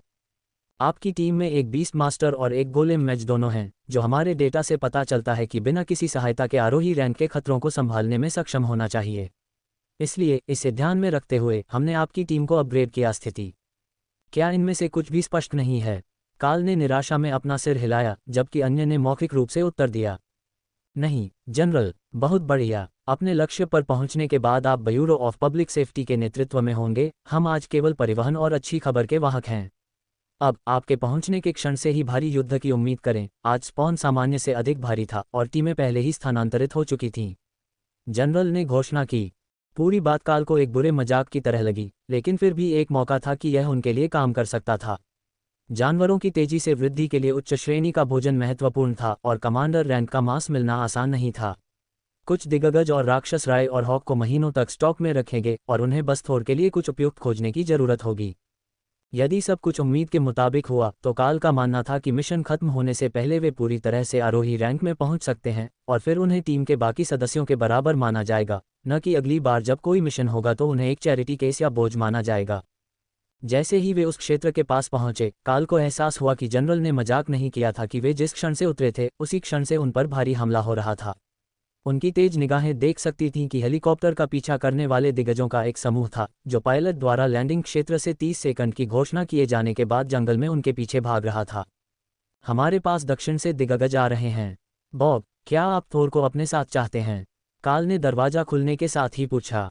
ऐसा करो, हेलीकॉप्टर के जाने तक हॉक को बाहर मत भेजो। राक्षसों को केवल एक उड़ते हुए लक्ष्य का पीछा करने दो। योद्धा सहमत हो गया, उसकी भूरी आंखों में दृढ़ संकल्प चमक रहा था। जब काल ने थोर को उनके प्रमुख योद्धा के बगल में मंच पर बुलाया तो जनरल हैरान हो गया, और जब राय स्तंभ के पीछे उसके बगल में खड़ा होने के लिए बाहर आया तो वह और भी हैरान हो गया। जाओ जाओ जाओ, बॉब ने जमीन से 5 मीटर ऊपर हेलीकॉप्टर से कूदते हुए घोषणा की। अध्याय 168 बेस्टियल स्ट्रेंथ। काल ने जादूगरों को पकड़ लिया, एक एक हाथ के नीचे, जबकि डग थोर की पीठ पर कूद गया क्योंकि वे वाहन से कूद गए, सीधे घास के मैदान में, जहां वे दिग्गजों को आते हुए देख सकते थे। डग थोर की पीठ से कूद गया और शेरों ने अपनी पूंछ से भूकंप को कुचलने के लिए घूमकर दिग्गजों को ठोकर मार दी, जबकि जादूगरों ने गोलेम को बुलाया और समूह पर अवरोध खड़े कर दिए, जिसमें थोर और रे भी शामिल थे। रे पेड़ों में घुस गया, हमलावरों को घेरने के लिए आगे बढ़ा, जबकि काल ने धीमे दिग्गजों पर रैंड हमलों की झड़ी लगा दी, और बॉब ने उनके चारों ओर प्रकाश का एक घेरा बनाया जिससे दिग्गजों की त्वचा में बुलबुले उठने लगे जैसे कि वे प्रवेश करते समय जल गए हों। उसने अपनी ढाल से पहले हमले का खामियाजा उठाया, लगभग अपने घुटनों पर गिर गया, जबकि थोर को पीछे की ओर खिसकाया गया क्योंकि वह अपने ऊपरी सींगों से बचाव कर रहा था। लेकिन फिर राय विशालकाय पर हमला कर रहा था, बॉब पर हमला कर रहा था, उसकी पीठ से चिपक गया और दूसरे राक्षसों द्वारा किसी भी प्रतिशोध से बचने के लिए भागने से पहले लेसेरेट से उसका गला फाड़ दिया। विशालकाय ने अपना क्लब गिराकर उसका गला पकड़ लिया ताकि वह तब तक खून को अंदर ही रख सके जब तक वह ठीक न हो जाए, लेकिन इससे उसका पेट बॉब के जवाबी हमले के लिए खुला रह गया, जिसने उसके निचले पेट को चीर दिया। वुडगोलेम लड़ाई में शामिल होने के लिए आगे बढ़े और काल ने हेलीकॉप्टर को दृष्टि से ओझल होते देखा। यह इतनी दूर होना चाहिए था कि उसका पीछा करने वाली कोई भी चीज़ पहले ही जा चुकी थी, इसलिए उसने हॉक को बुलाया और दिग्गजों के हमलों को रोकने और धीमा करने के लिए श्रेड का इस्तेमाल किया। यह उनकी मोटी खाल को काटने की कोशिश करने से ज़्यादा प्रभावी था क्योंकि उसकी व्यक्तिगत आक्रमण शक्ति थोड़ी कम थी, लेकिन हॉक के दृश्य में आने के बाद ये बदलने वाला था। क्रोधित पक्षी से आग के गोले हिल जायंट्स के छोटे समूह में उड़े, जिससे वे अंधे हो गए और उनके चेहरे जल गए, इसलिए वे रक्षाहीन हो गए क्योंकि श्रेड और राय के लेसेरेट उनकी गर्दन और घुटनों पर आ गए। पैर के जोड़ों में टेंडन को काटने से जायंट्स एक प्रबंधनीय ऊंचाई तक गिर गए और उन्हें भागने से रोक दिया, जबकि उजागर गले हॉक के बारहमासी पसंदीदा लक्ष्य थे। उनके पीछे से पेड़ों में और भी अधिक दुर्घटनाएं आ रही थीं और काल ने देखा कि एक 2 सिर वाला राक्षस उनकी ओर आ रहा है। अरे, मुझे लगता है कि हमने 8 मैच को पा लिया है, उसने पुकारा। डग ने एक पल के लिए पीछे देखा और भौहें सिकोड़ लीं। इसका ख्याल रखना, ये वह नहीं है जिसके बारे में उन्होंने हमें चेतावनी दी थी, यह अभी तक पूरी तरह से विकसित भी नहीं हुआ है। ये 4 मीटर लंबा था, पादरी का क्या मतलब था कि यह पूरी तरह से विकसित नहीं था। लेकिन काल ने इसका सामना करने के लिए अपना सिर घुमाया, रैंड का उपयोग करके अपने सिर पर इसके पहले हमले को रोकने के लिए, और फिर दूसरे हाथ से किए गए हमलों ने इसके बाजू को गहराई से काट दिया। डग सही था, यह एक जागृत रैंक जानवर था। कौशल ने इसे खून बहने और एक ढह चुके फेफड़े से सांस लेने के लिए हॉन्फने के लिए छोड़ दिया था, जब तक कि रे ने अपना रास्ता नहीं बनाया और सिर को ट्रॉफी के रूप में दावा नहीं किया। कर्नल महिला सिर चाहती थी, उसने काल को अपने मन में जीत की एक आत्मसंतुष्ट भावना के साथ याद दिलाया। अच्छा काम, अब थोर की मदद करो इससे पहले कि कोई उसके तराजू को तोड़ दे। ऐसा होने की संभावना नहीं थी, दिग्गजों ने अभी तक उसके ऊपर की बाधा को नहीं तोड़ा था, लेकिन जुड़वां भाई बाधाओं और गोलेम को सक्रिय रखने के लिए इस्तेमाल किए जा रहे माने से थके हुए दिख रहे थे क्योंकि दिग्गजों ने उन्हें अलग कर दिया था। बॉब ने एक और नीचे गिरा दिया था और डग ने कास्ट किया था थोर पर एक जादू जिसने उसे सुनहरी रोशनी से चमकाया। योद्धा के अगले हमले ने एक विशालकाय के घुटने को चकनाचूर कर दिया और फिर थोर की पूंछ की गेंद ने प्राणी के चेहरे को चपटा कर दिया क्योंकि वह जमीन पर गिर गया। इसके बाद केवल 2 प्राणी बचे जो गोलेम से घिरे हुए थे और हॉक और रे को अपने क्लबों के व्यापक झटकों से दूर रखने की पूरी कोशिश कर रहे थे। यह एक हारने वाली लड़ाई थी और एक गोलेम की ठोस किक के साथ 2 दिग्गज टकरा गए और उनकी टाइमिंग इतनी गड़बड़ा गई कि जानवरों ने उन्हें खत्म कर दिया। हॉक पास के एक पेड़ पर जा गिरा और रे ने अपनी सांस को संभालने के लिए खुद को सहारा देने के लिए थोर के पास जाने के लिए सरक कर भागी। ठीक है, यह उतना ही बुरा था जितना मैंने उम्मीद की थी। 7 आरोही पहाड़ी दिग्गज और एक जागृत 8 जादूगर है ना? मैं देख रहा हूं कि आपने पहले ही सिर एकत्र कर लिए हैं, लेकिन हम दूसरों को लूट सकते हैं जब हमें अपनी दिशा पाने का मौका मिलेगा, बॉब ने घोषणा की। काल बैठने ही वाला था, लेकिन एटन जादूगर के हाथ में एक चमकदार चट्टान ने उसका ध्यान आकर्षित कर लिया। उसने बड़ी बड़ी उंगलियों को अलग किया और एक छड़ी पाई जिसके ऊपर एक बड़ा माणिक जड़ा हुआ था और वह अपनी हथेली में सुरक्षित रूप से जकड़ी हुई थी। ये बहुत अच्छी तरह से बनी हुई लग रही थी, लेकिन वह इस पर लिखे किसी भी अक्षर को नहीं पढ़ सका। महिलाओं, मुझे एक छड़ी मिल गई है। इसे देखो और देखो कि यह तुम्हारे लिए उपयोगी है या नहीं। उसने आखिरकार इसे एटन की मौत की पकड़ से निकालने में कामयाब होते हुए कहा। इसकी कमर पर सिक्कों और पत्थरों से भरी एक थैली थी, लेकिन इसके अलावा कोई और काम की चीज़ नहीं थी। फिर भी यह एक छड़ी थी और यह अब तक मिली किसी भी चीज़ से बेहतर थी। डैनी ने इसे डोनी को दिया, जो बाधाओं के साथ बेहतर थी, और उसने ध्यान से शिलालेखों की जांच की। अब यह एक खोज है। ये फायरबॉल की एक छड़ी है। इसके सीमित उपयोग हैं, लेकिन ये रिचार्जेबल है। इसे प्रीपेड जादू की तरह समझें, उसने समझाया। रे ने एटन के शरीर को अपने स्थान पर खींच लिया और बाद में उपयोग के लिए उसे एक जाल में लटका दिया, जबकि समूह के बाकी लोग तितर बितर होने लगे और जायंट्स के शवों की जांच करने लगे। अब हम लूट में हैं, लड़कों। कुछ सेकंड बाद डग हंसा। उसने जायंट की कमर से एक बैग निकाला था जिसमें कच्चे सिक्कों के रूप में बड़ी मात्रा में सोना और साथ ही एक जादुई खंजर था, जो किसी इंसान के हाथों में एक उचित तलवार होगी। इस बीच बॉब ने जायंट से 2 जादुई अंगूठियां और एक जोड़ी गॉन्टलेट निकाल लिए थे, जिन्हें कोई भी इंसान नहीं पहन सकता था। केवल जादूगर ही वस्तुओं को ठीक से पहचान सकते थे, क्योंकि वे ही शिलालेखों की भाषा पढ़ सकते थे, लेकिन कोई भी यह महसूस कर सकता था कि वे जादुई वस्तुएं थीं। थोर को लूट के अधिकांश भाग में कोई दिलचस्पी नहीं थी, लेकिन हिल जायंट के सिर पर एक नुकीला हेलमेट था जिसे वह लालसा से देख रहा था। क्या हेलमेट जादुई है? काल ने पूछा। ये है, लेकिन ये बहुत बड़ा है। जब तक हमें एक नया कुकपॉट नहीं चाहिए, इसे अपने साथ लाने की कोशिश करना वाकई मुश्किल होगा, डग ने जवाब दिया। मुझे ये चाहिए, थोर ने जोर दिया। काल आगे बढ़ा और अपने शेरों को खुश करने के इरादे से उसने विशालकाय के सिर से हेलमेट हटा दिया। थोर ने अपनी पूंछ को हेलमेट में नीचे पटका और खुशी से एक नर्म बिगुल बजाया, क्योंकि ऐसा लगा कि यह उसकी पूंछ की गेंद के चारों ओर घूम गया है। आधा दर्जन और वार अपनी पूंछ को घुमाते हुए, और अब उसकी नुकीली पूंछ ने उसके चारों ओर धातु के कवच को नुकीला कर दिया था। ठीक है, ये करने का एक तरीका है। बॉब हंसा। अगर इससे उसे खुशी मिलती है तो कवच कवच है। डग सहमत हुआ। धातु तोड़ने का उपकरण, थोर ने घोषणा की। काल ने शवों की खोज जारी रखी, उनके पास मौजूद सोने और रत्नों को इकट्ठा किया। जब वे मिशन पूरा कर लेंगे तो इसे समूह के सदस्यों के बीच विभाजित किया जाएगा, और 10 किलो सोना कोई हंसी की बात नहीं थी। आप शहर में एक बहुत बढ़िया घर खरीद सकते हैं, या काल जैसे शहर में 3 घर खरीद सकते हैं जहां इतना सोना है और इसमें रत्नों की गिनती भी नहीं है। अगर वे उसे इतने अच्छे पुरस्कारों के साथ मिशन पर भेजते रहेंगे तो काल को लड़ने के लिए कहे जाने पर बिल्कुल भी शिकायत नहीं होगी। बाकी लूट को छांटने के बाद काल ने धातु के दस्ताने उठाए जो कि दिग्गजों में से एक ने पहने हुए थे। वह शिल्प कौशल की प्रशंसा कर रहा था जब डग आया और उसने कफ पर शिलालेख की ओर इशारा किया। बेस्टियल स्ट्रेंथ के दस्ताने। यही कारण है कि पहले हमलावर ने बॉब को इतनी जोर से मारा कि वह लगभग गिर गया, उसने समझाया। काल ने अपना हाथ अंदर डाला, ये सोचते हुए कि क्षमता को सक्रिय करने के लिए क्या करना होगा। फिर सुनहरी रोशनी की चमक के साथ दस्ताने सिकुड़ गए और दूसरा काल के दूसरे हाथ पर दिखाई दिया, जो उसके शरीर के बिल्कुल आकार का था। वह क्या था? तुमने ये कैसे किया? डग ने चौंकते हुए कहा। काल केवल उसे एक उलझन भरी नज़र से देख सकता था और उस शक्ति पर आश्चर्यचकित हो सकता था जिसे वह गॉन्टलेट के माध्यम से अपने पालतू जानवरों में प्रवाहित महसूस कर सकता था। उसकी अपनी ताकत में बहुत सुधार हुआ, लेकिन इसका असर सिर्फ उस पर ही नहीं था, बल्कि उसके साथियों की ताकत भी बढ़ रही थी। ठीक है, मुझे लगता है कि मैं इन्हें रख लूँगा। आप इसे मेरे हिस्से से निकाल सकते हैं। काल खुशी से हंसा क्योंकि उसके अंदर से अत्यधिक शक्ति का एहसास बह रहा था। अध्याय 169 ओब्रे गुफा। लूट को जल्दी से बैगों में बांध दिया गया। काल और बॉब ने सोना ले लिया, जबकि अन्य ने पहनने या अपने बैग में रखने के लिए एक वस्तु चुनी। फायरबॉल की छड़ी को बेल्ट से लटका दिया गया था, जबकि बड़े आकार के छल्ले हार से लटक रहे थे, जिसके बारे में अन्य लोगों ने आश्वासन दिया कि काल उनकी क्षमताओं को सक्रिय करने के लिए पर्याप्त करीब है। वे प्रमुख जादुई वस्तुएं नहीं थीं, और वे सभी शक्ति बढ़ाने के लिए थीं, जो कि एकमात्र ऐसी चीज़ थी जिसे जायंट्स वास्तव में महत्व देते थे। लेकिन जब एक छोटे जादूगर की मूल शक्ति की तुलना की जाती है तो ये काफ़ी वृद्धि थी। अतिरिक्त शक्ति जंगल में घूमना आसान बनाती थी, खासकर अपनी पीठ पर गिए के साथ, और यह उन्हें दिन के अंत में कम थका हुआ छोड़ती थी।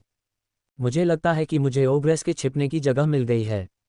यहाँ एक गुफा है जो एक पहाड़ी पर खुदी हुई है। हॉक ने कुछ मिनटों की खोज के बाद काल को सूचित किया। ठीक है, हमें अपना अगला लक्ष्य मिल गया है। पहाड़ियों में एक गुफा है जिसके बारे में हॉक को लगता है कि उसमें राक्षस हैं। क्या हम सब इसके लिए तैयार हैं? काल ने पूछा। समूह ने सामूहिक रूप से आह भरी और बाहर निकलने के लिए तैयार हो गए। उन्हें आधे दिन में एक क्षेत्र को साफ करने के लिए काम करना था, क्योंकि अगर वे ऐसा नहीं करते तो रात भर आराम करना सुरक्षित नहीं होगा। आमतौर पर यह कोई समस्या नहीं होती, लेकिन अंतर्निहित ज्ञान था कि वे इस क्षेत्र में कमांडर रैंक के जानवर से मिल सकते हैं। जब उन्हें यहाँ नियुक्त किया गया था तो ये स्पष्ट रूप से कहा गया था। उनमें से किसी को भी इसका ज्यादा अनुभव नहीं था और पहले कभी किसी ऐसे समूह में नहीं था जिसमें कमांडर रैंक का नेता न हो। बॉब ने काल द्वारा बताई गई दिशा का अनुसरण किया और फिर हॉक को गुफा के ऊपर चक्कर लगाते हुए देखा। यह उन्हें उनके लक्ष्य तक पहुंचाने के लिए पर्याप्त था। राय और थोर समूह के करीब रहे ताकि अगर हॉक कुछ ऐसा भूल जाए या बता ना पाए। जैसे ही वे पास पहुंचे, उनके नथुनों में गंदे शवों की बदबू घुस गई और किसी अनजान भाषा में बहस की आवाज़ धीरे धीरे सुनाई देने लगी। पहले गोलेम, उन पर हमला करो और उन्हें वापस बाहर खींचो। बॉब ने गुफा के नजर आने पर फुसफुसाया। वहां निश्चित रूप से या तो जायंट्स या ओग्रेस थे। एकमात्र सवाल ये था कि वे कितने थे और कितने शक्तिशाली थे। काल के बगल में रे घास पर बैठ गया, जो गोलेम के गुफा के पास पहुंचने पर टीम के बाकी सदस्यों की तरह एक पेड़ के पीछे छिपा हुआ था।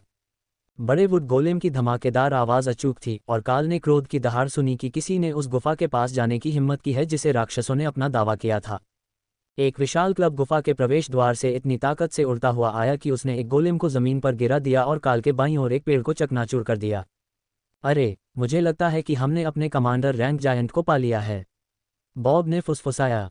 रे, गुफा के प्रवेश द्वार के पीछे चक्कर लगाओ ताकि तुम जो भी बाहर आए उसके पीछे से हमला कर सको। उन क्लबों में से एक से मारा जाना अच्छा नहीं होगा, इसलिए उनमें से आखिरी के बाहर आने का इंतजार करो और सुनिश्चित करो कि अगर वे तुम पर हमला करते हैं तो तुम चट्टान पर वापस जा सकते हो, काल ने निर्देश दिया। जैसे ही डैनी ने उसमें मैना डाला, गोलेम तेजी से खुद को ठीक कर रहा था और डोनी ने उन्हें एक नए अवरोध के साथ परतदार बना दिया था, जबकि डग ने फिर से उस वृद्धि मंत्र को डाला जिससे गोलेम अधिक पूर्ण और बख्तरबंद लग रहे थे। 6 दिग्गज गुफा से बाहर निकले, प्रवेश द्वार से गुजरने के लिए कमर से झुके और गोलेम ने उन पर हमला किया। उन्हें बेल के चाबुक से मारा, जबकि हॉक ने ऊपर से हमला किया, उन पर श्रेष्ठ हमलों की बारिश की। बाहर निकलने वाला आखिरी व्यक्ति आधा बड़ा था, लिजर्ड मैन से थोड़ा ही बड़ा या बॉब के आकार का 2 गुना। ये राय के लिए हमला करने का संकेत था और अपने जाल को चतुराई से खींचकर उसने राक्षस को गले से रस्सी से बांधा और उसे हवा में ऊपर खींच लिया, उसके परिजनों की पहुंच से दूर। यह अपहरण होने के कारण आवाज भी नहीं कर सकता था, लेकिन जायंट्स इतने व्यस्त थे कि उन्हें पता ही नहीं चला, क्योंकि यही वह क्षण था जब बॉब ने हमला करने का फैसला किया। आगे बढ़ो, उसने चिल्लाया। थोर को अपने साथ लेकर हमला किया। जादूगर और डग ने पेड़ों को नहीं छोड़ा, लेकिन काल खुले में चले गए जहां वे जायंट्स पर हमला करने की एक स्पष्ट रेखा बना सकते थे, जबकि वे बड़े आकार के वुड गोलेम से उलझे हुए थे। कई रैंड हमलों ने जायंट्स को परेशान और विचलित रखा, इसलिए वे बॉब और थोर के आने वाले रूपों पर ध्यान केंद्रित नहीं कर सके। थोर का मांसल शल्कयुक्त शरीर काल के दाहिनी ओर वाले से टकराया और उसके सिर के एक मोड़ ने दानव के पैरों को उसके नीचे से खींच लिया, जिससे वह विशालकाय राक्षस पीठ के बल पर गिर गया, जहां एक गोलेम ने उसे बुरी तरह पीटा, जबकि 2 अन्य ने हमलावरों को पीछे धकेलने का प्रयास किया ताकि वह पुनः अपने पैर जमा सके। लेकिन इससे वे हॉक के सामने कमजोर हो गए और घाव तेजी से बढ़ते गए, जिससे वे कमजोर होते गए। कुछ सेकंड बाद गोलेम में से पहला अस्तित्व से बाहर हो गया और जायंट्स में से सबसे बड़ा बॉब पर पलट गया, अपने क्लब से उस पर प्रहार किया। वह स्ट्राइक से बाल बाल बचते हुए एक तरफ लुढ़क गया, लेकिन अपने गार्ड बैरियर को बरकरार रखा। रे, जब आपको कोई रास्ता दिखे तो बॉब की मदद करें। हॉक, थोर की मदद करें, काल ने निर्देश दिया। थोर 2 जायंट्स से लड़ रहा था, जबकि 2 गोलेम ने प्रवण जायंट को मारने का काम किया और आखिरी गोलेम जायंट्स के खिलाफ 2 बनाम 1 लड़ाई में मुश्किल से टिक पाया। काल ने उस लड़ाई पर ध्यान केंद्रित किया, अपनी सारी शक्ति श्रेट में लगा दी, जो शक्ति के साथ चमक उठी क्योंकि आक्रामक अनुकूलन ने लक्ष्य को बेहतर तरीके से काटने के लिए मंत्र को बदल दिया। इस हमले ने एक दिग्गज के चेहरे को घायल कर दिया, जिससे उसकी एक आंख अंधी हो गई और उसके कान से लेकर छाती के बीच तक एक बड़ा घाव हो गया, लेकिन ऐसा लग रहा था कि उस प्राणी को दर्द का एहसास ही नहीं हुआ और घाव धीरे धीरे भर रहा था। यह अच्छा नहीं था। अगर वह पर्याप्त नुकसान नहीं पहुंचा पाता तो वह बस ठीक हो जाता और तब तक लड़ता रहता जब तक जादूगर थक नहीं जाते और गोलेम गिर नहीं जाते। एक तीखी चीख हवा में भर गई जब राय काल के चेहरे के पास से तेजी से गुजरी, अनजाने में चट्टान की ओर बढ़ गई। वह आखिरी पल में मुड़ी, लेकिन काल देख सकता था कि वह घायल हो गई थी और बाईं ओर लंगड़ा रही थी। बाईं ओर देखने पर पता चला कि कमांडर रैंक के दिग्गज की हालत बहुत खराब थी और जब वह उसकी पीठ पर गिरी तो उसने लगभग उसका दिल छाती से फाड़ दिया था, लेकिन दिग्गज ने बॉब के रोकने से पहले उसे पकड़कर फेंक दिया था। डॉग के एक्शन के दौरान उसके शरीर के चारों ओर हरे रंग की हीलिंग लाइट चमक उठी और उसके शरीर के चारों ओर एक अवरोध फिर से चमक उठा, जिससे ब्लडबैथ स्पाइडर फिर से लड़ाई में आ गया। उसने खुद को चट्टान से वापस विशालकाय की ओर उछाला, जिसने उसे दूर भगाने के लिए पलटा, लेकिन जब उसने खुद को जमीन पर खींचने के लिए अपने जाल का इस्तेमाल किया तो वह बाल बाल बच गई। इस कदम ने बॉब की पीठ मोड़ दी और योद्धा एक पल के लिए सुनहरी रोशनी से चमक उठा जब उसने प्राणी के कवच में उस जगह का इस्तेमाल करते हुए पीछे से अपने ब्लेड को प्राणी की छाती में घुसाया जिसे राय ने फाड़ दिया था। ब्लेड मूठ तक धंस गया और चुपचाप प्राणी आगे की ओर गिर गया, एक धमाके के साथ घास पर गिरा, जो एक पल के लिए समय को रोक देता प्रतीत हुआ क्योंकि दूसरों को एहसास हुआ कि उनका नेता मर चुका है। उसके चले जाने के बाद उन्होंने जीतने का अपना सबसे मजबूत मौका खो दिया था और अब दो और हमलावर घिरे हुए गोलेम को बचाने के लिए स्वतंत्र थे, जबकि थोर ने दो अन्य के हमलों को विफल कर दिया। उसके लाइटनिंग बैरियर और डोनी के जादुई बैरियर दोनों ही हर कुछ सेकंड में टूट रहे थे और नए बन रहे थे, लेकिन जायंट्स हर जगह चोटिल थे और लंगड़ा रहे थे, जबकि कई पंचर घावों से खून बह रहा था। प्रवन जायंट समाप्त हो गया था और अगले कुछ सेकंड में लड़ाई खत्म हो गई थी, क्योंकि जायंट कबीले के बचे हुए लोग गोलेम और लेसेरेट हमलों से घिरे हुए थे और टुकड़े टुकड़े हो गए थे। सिर की गिनती, बॉब ने पुकारा। पीछे की पंक्तियों में कोई चोट नहीं है। डग ने वापस पुकारा। मेरी तरफ मामूली घाव हैं, काल ने उत्तर दिया। एक मुस्कान और एक आह के साथ योद्धा जमीन पर गिर गया, अभी भी उपचार प्रकाश में लिपटा हुआ था। डग ने अपना रास्ता आगे बढ़ाया। कुछ मिनट पहले की तुलना में वह बहुत बुरा लग रहा था, एक थकावट जो केवल मैना थकावट से आ सकती थी। जादूगर मुश्किल से चल पा रहे हैं। हमें रात के लिए छिपने के लिए एक सुरक्षित स्थान खोजने की जरूरत है, पादरी ने अपने भाई को सूचित किया। अगर हमें ऐसा करना पड़े तो उन्हें थोर पर लाद दें, यहाँ रहना बहुत खतरनाक है। हम 1 किलोमीटर या उससे ज़्यादा चलेंगे और फिर कोई जगह ढूंढ लेंगे। क्या हॉक हमारे लिए स्काउट कर सकता है? बॉब ने पूछा। हॉक पहले से ही शुरू हो चुका था, इसलिए काल ने सिर हिलाया और लूट के लिए जायंट्स की जांच करने लगा। उनके पास उनके हथियारों और कच्चे कवच के अलावा कुछ भी नहीं था, जो अब पूरी तरह से नष्ट हो चुका था। हो सकता है कि गुफा में उनके लिए कुछ हो, लेकिन काल को लगा कि इन जायंट्स के पास पहले से ही लेने के लिए कुछ भी नहीं है। मैं गुफा की जांच करूंगा और 1 मिनट में यहाँ तुमसे मिलूंगा। थोर, महिलाओं को अपनी पीठ पर चढ़ाने में मदद करो, उन्हें शिविर तक पहुंचने के लिए मदद की जरूरत है, काल ने दूसरों को सूचित किया। डग ने उसे थका हुआ अंगूठा दिखाया क्योंकि वह बॉब के साथ पीठ से सटा हुआ था। जहां जादूगर बैठे थे वहां वापस जाने की भी ऊर्जा नहीं थी। वे मौत के बहुत करीब आ गए थे, जितना कोई भी मानने को तैयार नहीं था, और यदि 1 मिनट भी अधिक लड़ाई होती तो कास्टर्स कोमाटोज हो जाते, जबकि अग्रिम पंक्ति को बिना किसी उपचार और सीमित दूरी के समर्थन के साथ अकेला छोड़ दिया गया था। अध्याय 170 नया किला। काल ने गुफा की जांच की और कुछ सिक्के एकत्र किए जो दिग्गजों ने एकत्र किए थे। गुफा में कई ट्राफियां थीं, साथ ही बासी मांस और अविश्वसनीय संख्या में हड्डियां थीं, लेकिन वास्तविक मूल्य की कोई चीज नहीं थी। जब वह समूह में वापस लौटा तो उसने अपना सिर हिलाया और देखा कि राय ने कमांडर रैंक जायंट को ट्रॉफी के रूप में अपने जाल में ले जाया था और फिर जादूगरों को थोर की पीठ पर चढ़ने में मदद की। तुम अभी भी कैसे मोबाइल हो? तुमने उतना ही मैना जलाया जितना मैंने जलाया, और मैं यहाँ आधा मर चुका हूँ, डग ने पूछा जब काल ने उसे अपने पैरों पर खड़ा होने में मदद की। ताज़ा करने वाली बिजली, ये थोर की विशेषता है। ये धीमी गति से उपचार प्रभाव के साथ सहनशक्ति और मन को पुनः प्राप्त करता है। जबकि मैंने बहुत सारा मन जलाया, मैंने जो भी इस्तेमाल किया था उसमें से अधिकांश को पुनः प्राप्त किया। मेरे पास ऐसा कोई कौशल नहीं है जो बिजली अवरोध को पुनः प्राप्त करने से कहीं अधिक उपयोग करता है, इसलिए मुझे जलने में कुछ समय लगता है। थोर भी ऐसा ही है, अगर उसे बहुत ज़्यादा चोट न लगे तो वह पूरे दिन आधे समय तक पूरी क्षमता से काम कर सकता है। थोर अभी भी लंगड़ा रहा था और उसके कुछ शल्कों में दरारें थीं, लेकिन वह जादूगरों की तुलना में बेहतर स्थिति में था जो लिफ्ट के लिए आभारी दिख रहे थे। काल ने थोर के सींगों के ऊपरी जोड़े पर अपने पैक फेंके और बॉब ने डग को फिर से चलने में मदद की। जादूगरों ने थकावट का सबसे बुरा असर झेला था, जबकि बॉब को बहुत ज्यादा मार पड़ी थी। राय अभी भी खराब स्थिति में थी और वह आराम करने और ठीक होने के लिए अपने स्थान पर चली गई, जबकि ऑक रात के लिए छिपने के लिए एक अच्छी जगह की तलाश कर रहा था। वे अभी जाने ही वाले थे कि एक बड़ा राक्षस अपने चेहरे पर एक मूर्खतापूर्ण मुस्कान के साथ शिविर में आया। उसने एक मृत आयरन टस्क सुआ को उसके पिछले पैरों से पकड़ रखा था। वह खुद पर बहुत गर्वित लग रहा था और वह दिग्गजों को पुकार रहा था, जब तक कि उसे अंततः एहसास नहीं हो गया कि क्या हो रहा है। काल आगे बढ़ा, हाथ में तलवार ली और एक ही श्रेड हमले में 10 मीटर दूर से उसका सिर काट दिया। मैंने एक दिन के लिए काफ़ी लड़ाई कर ली है, लेकिन मैं उस सुआ को रख रहा हूँ। उसने हॉक के लिए या बाद में समूह को पकाने के लिए शव को फेंकते हुए बुदबुदाया। मेरे पास एक जगह है, 1 किलोमीटर नहीं, लेकिन एक अच्छे पेड़ पर, जब तक राय इसके लिए तैयार है, हॉक ने सुझाव दिया। पेड़ पर बहुत दूर नहीं। मुझे जादूगरों को सीढ़ी पर ले जाना होगा, काल ने उसे याद दिलाया। समझ गया, यह अभी भी एक अच्छी जगह है। पहले कुछ मिनटों तक ये धीमी गति से चल रहा था, लेकिन डग धीरे धीरे ठीक हो रहा था, अपने जादू की बदौलत जो उसे तरोताजा कर रहा था, और बॉब को अब उसका साथ देने की ज़रूरत नहीं थी। हॉक ने उनके लिए एक और रेडवुड पेड़ चुना था, लेकिन इस बार वे शीर्ष पर नहीं जा रहे थे, बस इतना ऊपर कि जायंट्स उन तक नहीं पहुंच पाएंगे। यह अभी भी काफ़ी चढ़ाई होगी, लेकिन आधे घंटे के आराम के बाद राय थोड़ा बेहतर महसूस कर रही थी और वह एक और किला बनाने के लिए तैयार थी। बस इसे सरल रखें, हमें सुबह फिर से आगे बढ़ना होगा और मुझे नहीं पता कि हम वापस आएंगे या नहीं। बस इतना कि हम शांति से सो सकें, काल ने उसे याद दिलाया। आज का संस्करण पिछली बार बनाए गए भव्य किले से बहुत छोटा था, लेकिन यह उन सभी के लेटने के लिए काफ़ी बड़ा था, और यह पेड़ पर इतनी दूर छिपा हुआ था कि जायंट्स उन्हें तब तक नहीं मार पाएंगे जब तक कि वे अपने क्लब नहीं फेंकते। डॉग के पास इसे रोकने की भी एक योजना थी। उसने अपने जादू का इस्तेमाल करके जड़ी बूटियों का एक सेट बनाया जिसे उसने किले के फर्श पर और पेड़ के चारों ओर जमीन पर बिखेर दिया। ये रात के लिए हमारी गंध को छिपा देगा। अगर काल और बॉब जादूगरों को ऊपर ले जाते हैं तो हम रात का खाना खा सकते हैं और सो सकते हैं। हमेशा की तरह वही निगरानी कार्यक्रम, डॉग ने समझाया। जादूगरों ने शिकायत की, लेकिन वास्तव में दोनों को उन्हें एक कूल्हे पर उठाकर सीढ़ी पर ले जाने से नहीं रोका।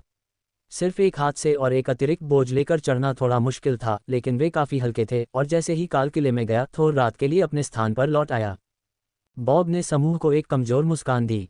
मुझे लगता है कि हम इस बात की पुष्टि कर सकते हैं कि इस समूह के पास अब कमांडर रैंक की युद्ध शक्ति है। मैंने युद्ध के परिणाम और स्थान युद्ध क्षेत्र कमांड को भेज दिए हैं, लेकिन उन्होंने अभी तक जवाब नहीं दिया है।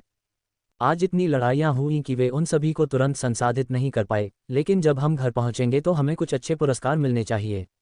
अब हम बस यही उम्मीद करते हैं कि अगली बार जब हम दिग्गजों से भरी किसी गुफा में आएं तो वह इतनी गंदी न हो। इस पर आमीन। ड्रैगन की अपनी किस्मत से हम बिना कोई गियक होए उससे बाहर निकल पाए। डग सहमत हो गया। काल की खेत भरी आह ने दूसरों को याद दिलाया कि वह जंगल में जितने अनुभवी थे उतने अनुभवी नहीं थे। आपातकाल के मामले में हमारे पास एक औषधि है जो हमें ऊर्जा का विस्फोट देगी। मन नहीं, सिर्फ शारीरिक ऊर्जा। विचार यह है कि आप जितना हो सके उतना वजन कम करें, और अगर आपको इसका उपयोग करना पड़े तो भाग जाएं और दूसरे दिन लड़ने के लिए जीवित रहें। लेकिन इसका मतलब आमतौर पर अपना सारा गियर खोना होता है। काल ने अपना सिर हिलाया। ठीक है, ये किसी भी तरह से मरने से बेहतर है। मुझे ये सत्यापित करने के लिए और अधिक प्रयास करने होंगे कि हम किस तरह के खतरे का सामना कर रहे हैं। यह एक गुफा में था, और ऐसा नहीं है कि हॉक उड़कर इसकी जांच कर सकता है, लेकिन शायद मुझे उसे कम से कम सिर गिनने या कुछ और करने की कोशिश करने के लिए कहना चाहिए था। डग ने उसकी पीठ थपथपाई।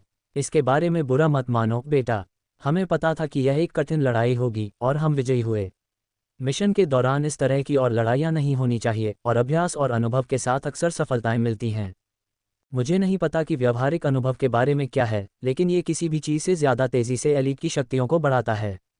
यही कारण है कि हम हर समय बॉब की मदद करने के लिए स्वेच्छा से आगे आते रहते हैं। क्या आप जानते हैं कि अकादमी में उसे कुछ खास नहीं माना जाता था? उसने एक जागृत योद्धा के रूप में स्नातक किया और उसके 1 साल बाद ही आरोही बना।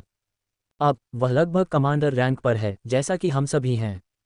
अपने कौशल को कमज़ोर होने देने के बजाय सिर्फ प्रशिक्षण जारी रखने से हमें अकादमी में बिताए वर्षों से ज़्यादा फ़ायदा हुआ है। आखिरकार आरोही से कमांडर तक का सफ़र जागृत से आरोही तक के सफ़र से कहीं ज़्यादा है। क्लरिक को पता था कि मन को कैसे शांत किया जाए, और काल ने सहमति में सिर हिलाया, जो थके हुए सिर के हिलने में बदल गया, जिसे उसने मुश्किल से पकड़ा और फिर सो गया। रात का खाना अभी भी आने वाला था, और अगर आधी रात को लड़ाई हो जाती तो भूखे सोने से वह सुस्त हो जाता।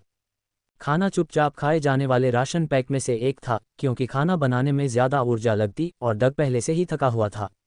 हॉक तुम्हारे साथ निगरानी रखेगा। हॉक, सोने से पहले रे को जगाओ। मुझे पता है कि सभी थक चुके हैं, इसलिए पूरी रात अच्छी नाइट विशन उपलब्ध होना बेहतर होगा। काल ने पादरी से फुसफुसाते हुए कहा, इससे पहले कि वह सो जाए। मैं सुनिश्चित करूंगा कि सुबह हमारे पास अच्छा नाश्ता तैयार हो। काल की आंखें बंद होने से पहले डग सहमत हो गया और उसने नींद को गले लगा लिया।